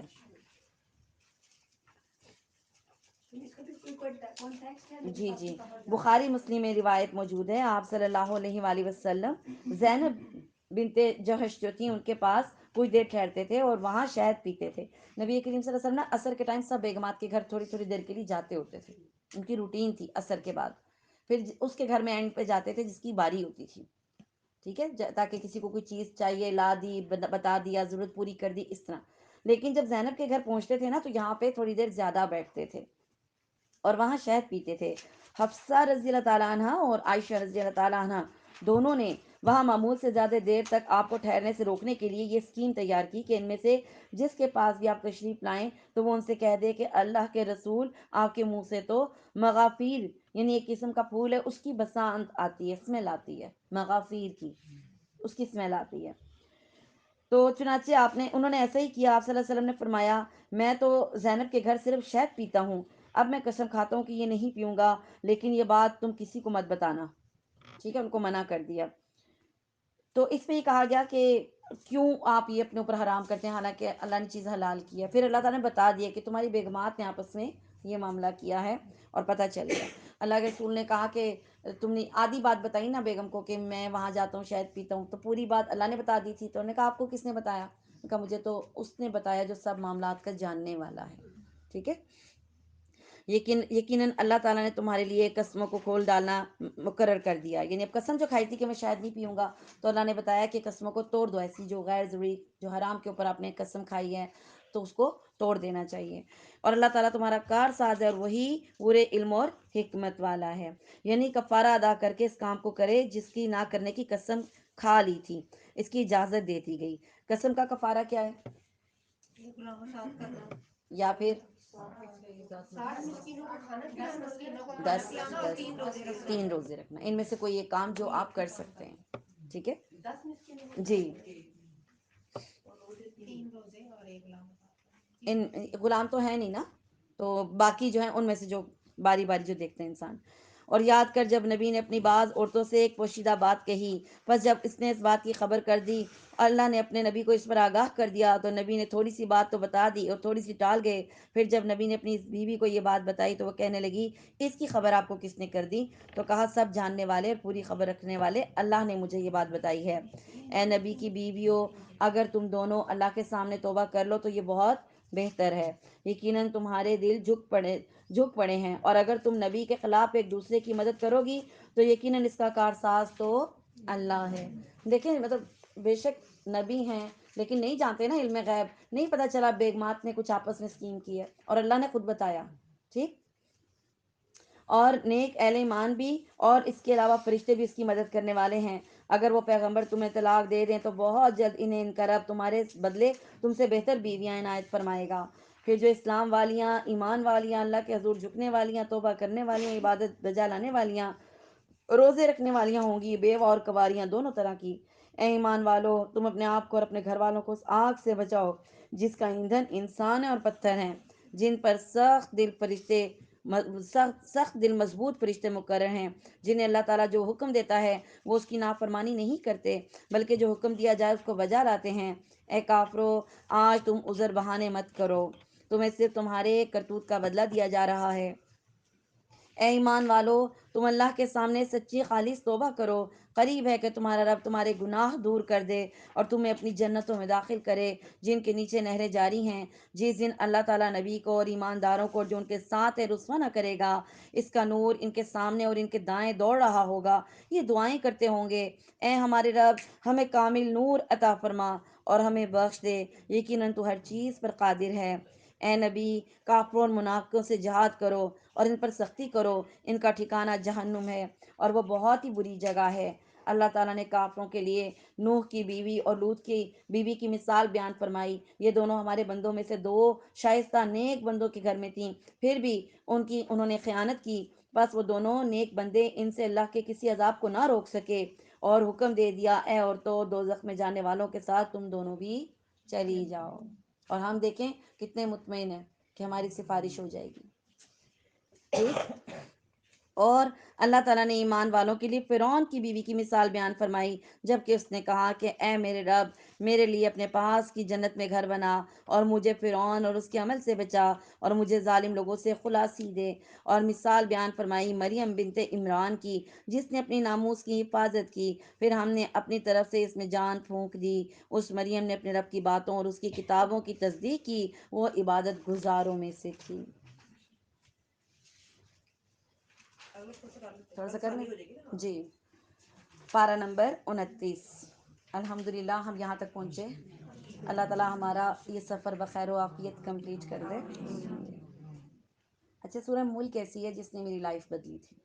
جب میں نے سٹارٹ کیا تھا نا، اور میٹرک کی 3 ماہ کی چھٹیاں ہوتی ہیں جب کی بات ہے، تو جیسے ہی ماشاء اللہ بچیاں میں ان کو دیکھتی بڑی مجھے خوشی ہوتی ہے، اسی طرح میں بھی، ہمارے ایک ٹیچر آتی تھی محلے میں، جیسے گھروں میں درس ہوتے تھے، میجر ریٹائرڈ کی بیگم تھی مسز منہاس صاحب، وہ آتی تھی، میں تو ان کے پاس میں نے سب سے پہلے یہ صورت پڑھی تھی، اور مجھے فرسٹ ٹائم اس کو الگ الگ کرنا آیا تھا، اور اس وقت میرے پاس یہ والا قرآن بھی نہیں تھا جو یہ آپ کے پاس ہے نا، یہ لفظ بلفظ ایک ایک ورڈ کے نیچے بھی، تو میرے پاس بڑا ہی نا وہ بڑے والا قرآن تھا، اور با محاورہ پرانا ترجمہ، وہ جو عام سمجھ میں بھی نہیں آتا، جس میں ہواؤں کو باؤں کہتے ہیں، اور بھی بڑے مشکل لفظ ہے، تو اس میں سے پڑھنا سٹارٹ کیا تھا، اور وہ کیونکہ مجھے اچھا لگتا تھا ان کا آسان طریقہ، تو میں نے ایک رجسٹر بنایا تھا، تو اس میں ادھر لکھتی تھی تبارکہ، یہاں لکھتی تھی بہت ہی، الذی، وہ جو ہے، رب، یعنی بیدی، جس کے ہاتھ میں ہے، بی ساتھ ید، اس طرح کر کے میں نے یہ پوری صورت لکھی تھی سائڈ پہ،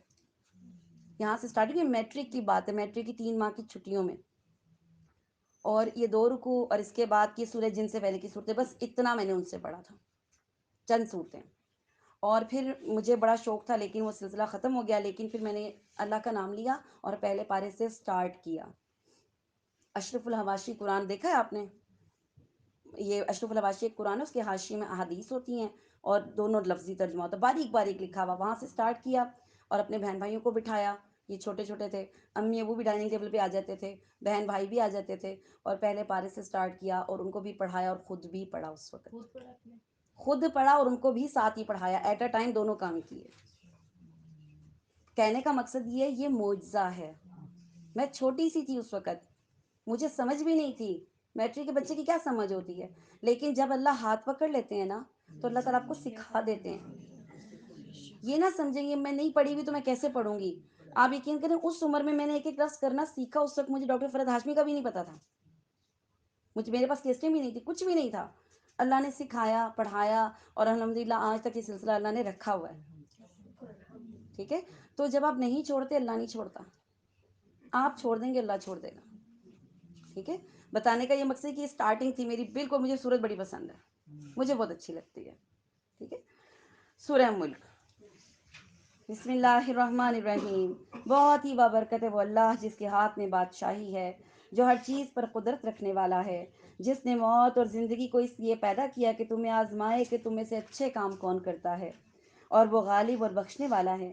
جس نے 7 آسمان اوپر تلے بنائے، تو اے دیکھنے والے، اللہ رحمان کی تخلیق میں تو کوئی بے ضابطگی نہ دیکھے گا۔ ذرا دوبارہ نظر ڈال، دیکھ لے کہ کہا کوئی شگاف نظر آ رہا ہے؟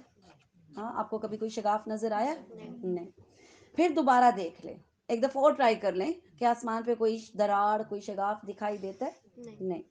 تیری نگاہ تیری طرف ذلیل اور عاجز ہو کر تھکی ہوئی لوٹ آئے گی، نہیں ملے گا تمہیں، کوئی خامی نہیں ملے گی۔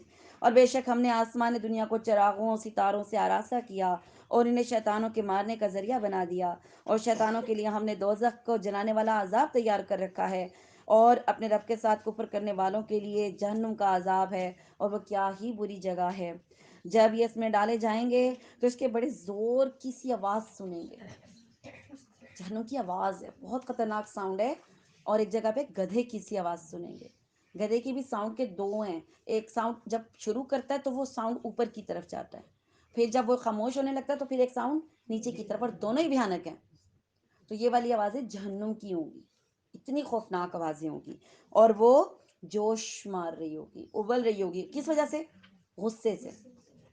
اتنا اس کا غصہ ہوگا، قریب ہے کہ اپنے غصے کے مارے خود ہی پھٹ جائے، خود ہی پھٹ جائے، اتنی خوفناک چیز ہے یہ۔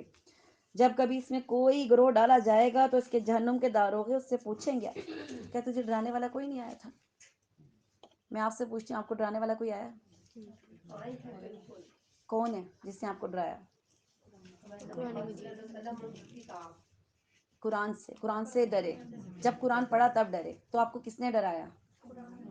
اور اس کے بعد کون ڈرا رہا ہے آپ کو؟ میں تو پہلے دن سے آپ کو ڈرا رہی ہوں، ہاں، کیونکہ میں خود ڈرتی ہوں، جو ڈرتا ہے وہی ڈراتا ہے۔ اس چیز کو فیل کیا کریں۔ عائشہ رضی اللہ تعالیٰ عنہ ایک دفعہ رونے لگی، اللہ کے رسول سے فرمایا، عائشہ کیا ہوا؟ کہ نہیں اللہ کے رسول، جہنم کا خیال آ گیا، جہنم کی آگ کا خیال آ گیا تو میں رو پڑی۔ ٹھیک ہے، وہ فیل کرتے تھے اس چیز کو۔ جب اس میں کوئی گروہ ڈالا جائے گا، داروغے اس سے پوچھیں گے تمہیں ڈرانے والا کوئی نہیں آیا تھا؟ اتنی بری جگہ پر یہاں پہنچ گئے، تمہیں ڈرانے والا کوئی نہیں آیا تھا؟ وہ کہیں گے نہیں، آئے تو تھے، پر ہم ہی نے ان کو جھٹلا دیا، ہم ہی نہیں مانتے تھے، وہ آئے تو بہت لوگ تھے۔ ہم کیا کہیں گے؟ گلی گلی درس ہوتے تھے، برانچز کھلی بھی تھیں، پڑھانے والی آتی تھیں، پڑھانے والے موجود تھے، ہم ہی نہیں جاتے تھے۔ کون روکتا ہے ہمیں وہاں جانے سے؟ ہم خود ہی نہیں جاتے نا، ہم خود ہی نہیں جاتے۔ ہماری دنیا داری ہمیں جانے نہیں دیتی، ہمارے کام نہیں ہمیں جانے دیتے، ہمارا مال، ہمارے بچے، ہم ہی نے ان کو جھٹلایا۔ کاش کہ ہم سن ہی لیتے جا کر، کالو نسمع، کاش کہ ہم اس وقت سن لیتے، ونعقل، کاش عقل سے کام لیتے، عقل کر لیتے۔ یہ کون کہہ رہا ہے؟ جہنمی کہہ رہے ہیں، اور کہاں کہہ رہے ہیں؟ جہنم کے دروازے پہ کھڑے ہو کر۔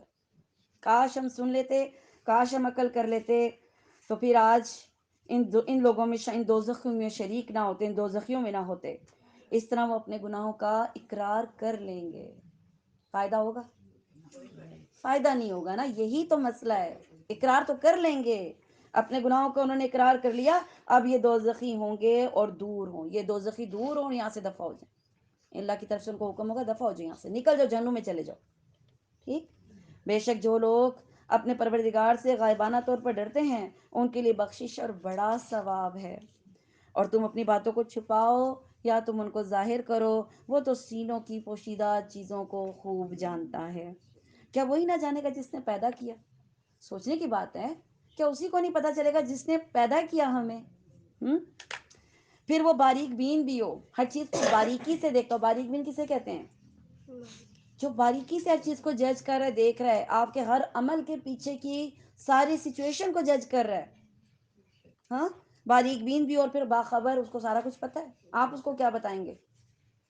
کم از کم میں نماز تو پڑھتی ہوں نا، کم از کم میں پردہ تو کرتی ہوں، یا ہم اللہ کو بتا رہے ہیں؟ اللہ ہمارے سینوں کے اندر چھپی ہوئی چیزوں کو جانتا ہے۔ ٹھیک؟ وہ ذات جس نے تمہارے لیے زمین کو پست اور متی کر دیا۔ اللہ نے اس زمین کو نا ہمارے آگے جھکا دیا ہے، ہم اس کو کھودتے ہیں، اس پہ روڈز بناتے ہیں، اس میں فصلیں اگاتے ہیں، کتنی نرم ہے، لیکن صرف جب تک ہم اوپر ہیں اس کے۔ جب زمین کے اندر چل جائیں گے نا، اس وقت یہ نرم نہیں رہے گی ہمارے لیے۔ کیوں نرم نہیں رہے گی؟ جب قبر میں انسان ڈالا جاتا ہے یہی زمین اس وقت اپنی سختی دکھائے گی. کیا ہوتا ہے قبر میں؟ دونوں سائڈوں سے زمین آ کر مل جاتی ہے. حدیث میں کیا آتا ہے؟ پسلیوں میں پسلیاں گھس جاتی ہیں، جھنجھوڑ کر رکھ دیتی ہے. اوپر تک ہے صرف سختی، نرمی اوپر تک ہے. اللہ نے اس کو پست کر دیا ہمارے لیے، متی بنا دیا تمہارے لیے اس کو. عذاب قبر کا ذکر صرف احادیث میں ہے، قرآن پاک میں نہیں ہے. کیا مطلب؟ مجھے نہیں سمجھ میں آئی. جیسے ہر چیز کا ذکر آ رہا ہے نا، جیسے اب آپ نے بتایا کہ میلاد دی جائے گی، یہ حدیث میں ہے. ہاں اس جی طرح کے ذکر صرف جی جی احادیث میں. تو اللہ کے رسول کی بات ظاہر ہے، اس کو اللہ تعالیٰ نے کہا نا میرے رسول کی بات سچی ہے، تو اللہ نے ہی ان کو بتایا ہے نا. لیکن قرآن پاک میں یہ حق ہے کہ قرآن پاک جی جی ہے اللہ کی نبی کی بات سچی ہے، قرآن پاک کے ذریعے سے ہی سچی ہے یہ. ٹھیک ہے. اور پھر اس کو تمہارے لیے متی اور پست کر دیا، اور تاکہ تم اس کی راہوں میں چلتے پھرتے رہو اور اللہ کی روزیاں کھاؤ پیو، اور اس کی طرف تمہیں جی کر اٹھ کھڑے ہونا ہے. کیا تم اس بات سے بے خوف ہو گئے ہو کہ وہ آسمانوں اور زمین میں تمہیں دھسا دے اور اچانک زمین لرزنے لگے؟ زمین لرزنے لگ جائے. کیا ہوا؟ زلزلے آ جائیں. عذاب قبر قرآن پاک میں ثابت اس طرح ہے کہ فرعون کو 2 دفعہ آگ پر پیش کیا جاتا ہے. تو کہاں پیش کیا جاتا ہے؟ قیامت نہیں ہوئی. تو عذاب قبر پروفڈ ہے کہ قرآن سے. کس نے کہا کہ نہیں ہے؟ ہم نے بھی پڑھا نا کہ فرعون کو اور فرعون کی جو لشکر ہے اس کو 2 بار آگ پر پیش کیا جاتا ہے. تو اس کی میت تو باہر پڑی ہوئی ہے، برزخ میں ہے نا. تو برزخ کیا ہے؟ قبر ہے. ٹھیک ہے. یا کیا تم اس بات سے نہ ڈر ہو گئے کہ آسمانوں والا تم پر پتھر برسا دے؟ پھر تو تمہیں معلوم ہو ہی جائے گا کہ میرا ڈرنا کیسا تھا. اور ان سے پہلے کے لوگوں نے بھی جھٹلایا تھا، تو دیکھو ان پر میرا عذاب کیسا ہوا. کیا یہ اپنے اوپر کھولے ہوئے اور کبھی سمیٹے ہوئے اڑنے والے پرندوں کو نہیں دیکھتے؟ انہیں اللہ رحمان نے ہوا میں کس طرح تھامے ہوئے. دیکھیں کبھی پرندوں کی ویڈیوز، کبھی دیکھے گا مختلف پرندوں کی اڑنے کی ویڈیوز دیکھیں. آج کل بہت آتی ہیں، تسبیحات کے ساتھ بلکہ آتی ہیں. پرندے پر کھولتے ہیں اور آسمان میں جاتے ہیں، اڑتے ہیں اور معلق ہو جاتے ہیں اور پھر تیرتے ہیں. جیسے اتنی خوبصورت وہ ویڈیوز ہیں کہ اللہ کی شان دکھتی ہے. ان کو آسمان پر کون تھامتا ہے؟ آپ چیک کیجئے گا، آپ کو بڑا اچھا لگے گا. بہت پیارا منظر ہوتا ہے وہ. تو کون ان کو آسمان پر تھامے ہوئے؟ بے شک ہر چیز اس کی نگاہ میں ہے، سوائے اللہ کے تمہارا وہ کون سا لشکر ہے جو تمہاری مدد کر سکے؟ کافر تو سراسر دھوکے میں ہی ہیں. اگر اللہ تعالیٰ اپنی روزی روک دے تو بتاؤ کون ہے جو تمہیں پھر روزی دے گا؟ بلکہ کافر تو سرکشی میں بھٹکے ہوئے اڑ گئے ہیں. اچھا وہ شخص زیادہ ہدایت والا ہے جو اپنے منہ کے بل اوندا ہو کر چلے، یا وہ جو سیدھا پیروں کے بل کھڑا ہو؟ کہہ دیجئے وہی اللہ ہے جس نے تمہیں پیدا کیا اور تمہارے کان، آنکھیں اور دل بنائے. تم بہت ہی کم شکر گزاری کرتے ہو. کہہ دیجئے وہی ہے جس نے تمہیں زمین میں پھیلا دیا، اسی کی طرف تم اکٹھا کیے جاؤ گے. اور کافر پوچھتے ہیں کہ وہ وعدہ کب ظاہر ہوگا؟ اگر تم سچے ہو تو بتاؤ. آپ کہہ دیجئے کہ اس کا علم تو اللہ ہی کو ہے، میں تو صرف کھلے طور پر آگاہ کر دینے والا ہوں. اور جب یہ لوگ اس وعدے کو قریب تر پا لیں گے، اس وقت ان کافروں کے چہرے بگڑ جائیں گے اور کہہ دیا جائے گا کہ یہی ہے جسے تم طلب کیا کرتے تھے. آپ کہہ دیجئے اچھا اگر مجھے اور میرے ساتھیوں کو اللہ تعالیٰ ہلاک کر دے یا ہم پر رحم کرے تو اس صورت میں بتاؤ کافروں کو دردناک عذاب سے کون بچائے گا؟ بات تو یہ کہ کافر کیسے بچیں گے. آپ کہہ دیجئے وہی رحمان ہے، ہم تو اس پر ایمان لا چکے اور اسی پر ہمارا بھروسہ ہے. تمہیں ان قریب معلوم ہو جائے گا کہ صریح گمراہی میں کون ہے. آپ کہہ دیجئے کہ اچھا یہ بتاؤ اگر تمہارے پینے کا پانی زمین میں اتر جائے تو کون ہے جو تمہارے لیے نتھرا ہوا پانی لا سکے؟ آپ بورنگ کرواتے ہیں، کتنا پیسہ لگاتے ہیں، نیچے چلا جاتا ہے نا پانی. لا سکتے ہیں واپس؟ سورہ قلم پڑھ لیتے ہیں، 2-3 صورتیں پڑھ لیتے ہیں، کافی ٹائم ہے. سورہ قلم مکی صورت ہے، اس میں 52 آیتیں ہیں. بسم اللہ الرحمن الرحیم. نون، قسم ہے قلم کی اور اس کی جو کچھ ہے وہ فرشتے لکھتے ہیں. تو اپنے رب کے فضل سے دیوانہ نہیں ہے، اور بے شک تیرے لیے بے انتہا اجر ہے، اور بے شک تو بہت بڑے عمدہ اخلاق پر ہے. بس اب تو بھی دیکھ لے گا اور یہ بھی دیکھ لیں گے کہ تم میں سے کون فتنے میں پڑا ہوا ہے. بے شک تیرا رب اپنی راہ سے بہکنے والوں کو خوب جانتا ہے، اور وہ راہ یافتہ لوگوں کو بھی بخوبی جانتا ہے. بس تو جھٹلانے والوں کی نہ مان، وہ تو چاہتے ہیں کہ تو ذرا ڈھیلا ہو تو یہ بھی ڈھیلے پڑ جائیں. اور تو کسی ایسے شخص کا بھی کہنا نہ ماننا جو زیادہ قسمیں کھانے والا ہے اور بے وقار ہے، تانے دینے والا اور چغل خور ہے، بھلائی سے روکنے والا، حد سے بڑھ جانے والا، گنہگار ہے، گردن کش، پھر ساتھ ہی بے نصب بھی ہو. اس کی سرکشی صرف اس لیے کہ وہ مال اور اولاد اور بیٹوں والا ہے. جب اس کے سامنے ہماری آیتیں پڑھی جاتی ہیں تو کہہ دیتا ہے یہ تو اگلوں کے قصے ہیں، بس ہم بھی اس کی سونڈ یعنی ناک پر داغ دیں گے۔ بے شک ہم نے انہیں اسی طرح آزما لیا جس طرح ہم نے باغ والوں کو آزمایا تھا، جب کہ انہوں نے قسمیں کھائیں کہ صبح ہوتے ہی اس باغ کے پھل اتار لیں گے اور انشاءاللہ تک نہ کہا۔ ایک دفعہ ایک شخص جا رہا تھا، بنی اسرائیل کا ہی واقعہ ہی ہے، بادل کا ٹکڑا ایک جا رہا تھا اور اس بادلوں میں سے آواز آئی کہ اے بادلو جاؤ اور فلاں، اس شخص کا نام لیا عبداللہ یا جو بھی اس کا نام تھا، اس کے جا کے باغ کو سیراب کرو۔ تو یہ بڑا حیران ہوا کہ بادلوں میں سے آواز آئی ہے، یہ بندہ اس بادل کے ٹکڑے کے ساتھ ساتھ چلنے لگ گیا۔ تو تھوڑی دیر بعد جا کے دیکھا کہ کچھ دور ایک کھیت تھا، وہ بادل کا ٹکڑا اس پہ جا کے بارش برسانے لگ گیا اللہ کے حکم سے۔ تو بڑا حیران ہوا، وہ شخص اس بندے کے پاس گیا جس کا وہ کھیت تھا، اس کو کہا بھائی اب کیا عمل کرتے ہیں؟ اس نے کہا کہ میری جب فصل آتی ہے نا تو میں اس کے 3 حصے کرتا ہوں، ایک حصہ میں اللہ کے نام پہ دیتا ہوں، ایک حصہ میں اپنے لیے رکھتا ہوں رشتہ داروں کے لیے، اور ایک میں واپس زمین پہ جو فصل بونی تو اس کے لیے رکھ دیتا ہوں۔ تو اس طریقے سے میں تقسیم کیا کرتا ہوں، بانٹ دیتا ہوں، اس طرح غریب مسکینوں کو بھی دیتا ہوں، جس طرح اس نے طریقہ بتایا اللہ کے نام پہ جو ہوتا تھا نا، غریب مسکینوں کو دے دیتا تھا۔ تو علماء کہتے ہیں شاید یہ اسی کے بیٹے تھے، باپ مر گیا تو بیٹوں نے کہا کہ ہمارا باپ جو تھا وہ تو ایسے ہی اتنا مال دے دیتا تھا لوگوں کو، ہم تو نہیں دیں گے۔ تو انہوں نے کہا کہ بس اب فصل تیار ہے، ہم صبح صبح جائیں گے اور جا کر یہ فصل کاٹ لیں گے، اور انشاءاللہ بھی نہیں کہا، اپنے پہ اتنا یقین تھا کہ انشاءاللہ بھی نہیں کہا، انشاءاللہ تک نہ کہا۔ بس اس پر تیرے رب کی جانب سے ایک بلا چاروں طرف گھوم گئی اور یہ سو ہی رہے تھے، یعنی رات کے ٹائم کیا ہوا، ایک بلا اس فصل پر گھوم گئی۔ آپ کو پتہ ہے اگر آگ لگے فصل کو تو کیا ہوتا ہے، سارے گاؤں میں ایک دم خبر پھیل جاتی ہے۔ یہ پورا باغ جل گیا، پتہ ہی نہیں چلا، وینش ہو گیا اسی وقت۔ بس وہ باغ ایسا ہو گیا جیسے کٹی ہوئی کھیتی ہوتی ہے، ٹھیک۔ اب صبح ہوتے ہی انہوں نے ایک دوسرے کو آوازیں دیں کہ اگر تمہیں پھل اتارنا ہے تو اپنی کھیتی پر صبح صبح چل پڑو۔ آپ نے کہیں جانا ہو، کتنا شور مچا ہوتا ہے، بیگ تیار کرو، گاڑی نکالو، یہ کتنا شور مچاتے ہیں ہم لوگ، کاٹن پیک کرو، رسیاں لاؤ، برتن نہیں، کس طرح ان لوگوں نے بھی شور مچایا کہ صبح صبح نکلو، اگر فصل کاٹنی ہے تو لوگ باپ نے عادت ڈالی ہوئی ہے، فقیروں کو پتہ چل جائے گا، یہ پہنچ جائیں گے، کیونکہ ان کو پتا تھا نا فصل کٹنے کا ٹائم ہے، تو صبح صبح نکلو تاکہ فقیروں کو پتہ نہ چلے، شور مچایا ہوا تھا۔ اور پھر جب کہ یہ چپ کے باتیں کرتے ہوئے چلے، گھر سے نکلے تو پھر ساؤنڈ دھیمے ہو گئے، کیوں؟ وہ فقیر سن نہ لیں آس پاس ہوئے تو، ٹھیک ہے، آہستہ آہستہ باتیں کرتے ہوئے چلے کہ آج کے دن کوئی مسکین تمہارے پاس نہ آنے پائے، آہستہ بولو پتہ نہ چل جائے، آہستہ آہستہ بول رہے ہیں۔ اور لپکے ہوئے صبح صبح گئے اور سمجھ رہے تھے کہ ہم قابو پا گئے، جب انہوں نے باغ دیکھا تو کہنے لگے لگتا ہے ہم رستہ بھول گئے، اپنا باغ نظر نہیں آیا نا تو کہتے لگتا ہے ہم کوئی رستہ بھول گئے ہیں، نہیں نہیں بلکہ ہماری قسمت پھوٹ گئی ہے۔ ایک بھائی نے پھر کیا کہا، نہیں ہم رستہ نہیں بھولے، ہم محروم کر دیے گئے ہیں۔ اور ان سب میں جو بہتر تھا اس نے کہا میں نے تم سے نہیں کہا تھا کہ تم اللہ کی پاکیزگی کیوں نہیں بیان کرتے، یعنی اس نے کہا تھا انشاءاللہ تو بولو کہ صبح جائیں گے تو کریں گے۔ تو سب کہنے لگے ہمارا رب پاک ہے، بے شک ہم ہی ظالم تھے۔ پھر وہ ایک دوسرے کی طرف رخ کر کے آپس میں ملامت کرنے لگے، کہنے لگے ہائے افسوس، یقیناً ہم سرکش تھے، کیا جب کہ ہمارا رب ہمیں اس سے بہتر بدلہ دے دے، ہم تو اب اپنے رب سے ہی آرزو رکھتے ہیں۔ یوں ہی آفت آتی ہے اور آخرت کی آفت بہت بڑی ہے، کاش انہیں یہ بات سمجھ ہوتی۔ بے شک پرہیزگاروں کے لیے ان کے رب کے پاس نعمتوں والی جنتیں ہیں۔ کیا ہم مسلمانوں کو گناہ گاروں کے برابر کر دیں گے، مانے ان کی مانند کر دیں گے؟ تمہیں کیا ہو گیا، یہ کیسے فیصلے کر رہے ہو؟ کیا تمہارے پاس کوئی کتاب ہے جس میں تم پڑھتے ہو کہ اس میں تمہاری منمانی باتیں ہوں، یا تم نے ہم میں سے کچھ قسمیں لے رکھی ہیں جو قیامت تک باقی رہیں گی؟ تمہارے لیے وہ سب ہے جو تم اپنی طرف مقرر کر لو۔ ان سے پوچھو تو کہ ان میں سے کون اس بات کا ذمہ دار اور دعوے دار ہے؟ کیا ان کے کوئی شریک ہیں؟ تو چاہیے کہ اپنے اپنے شریکوں کو لے آئیں اگر یہ سچے ہیں۔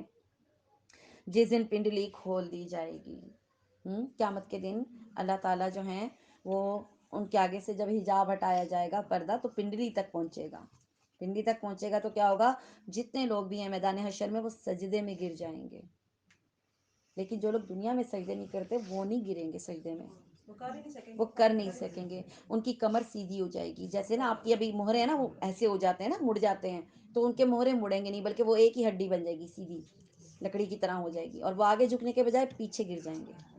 جنہوں نے کبھی پڑھی کبھی نہیں پڑھی وہ جو دنیا میں سجدے کے لیے بلائے جاتے تھے اور سجدے نہیں کرتے تھے، جیسے تو کبھی دن میں آ گیا نماز پڑھنے چلے تو یہ گئے، نماز قائم کرنا تو نہیں نہ ہوتا، یہ نماز قائم کرنے میں تو نہیں نہ آتا یہ تو من مرضی ہوگی، منافقوں والی چیز ہوگی، کبھی پڑھ لی کبھی نہ پڑھی، کبھی مان لیا کبھی نہ مانا. مطلب ٹھیک، کہتے ہیں ہم کفر تو نہیں کرتے، ہم منع نہیں کرتے کہ ہم نماز نہیں پڑھیں گے، لیکن ہم پڑھتے ہیں قرآن میں نماز. یہی پڑھتے ہیں کہ اس میں ہمیشگی اختیار کرنی ہے نا، نماز کو قائم کرنا ہے.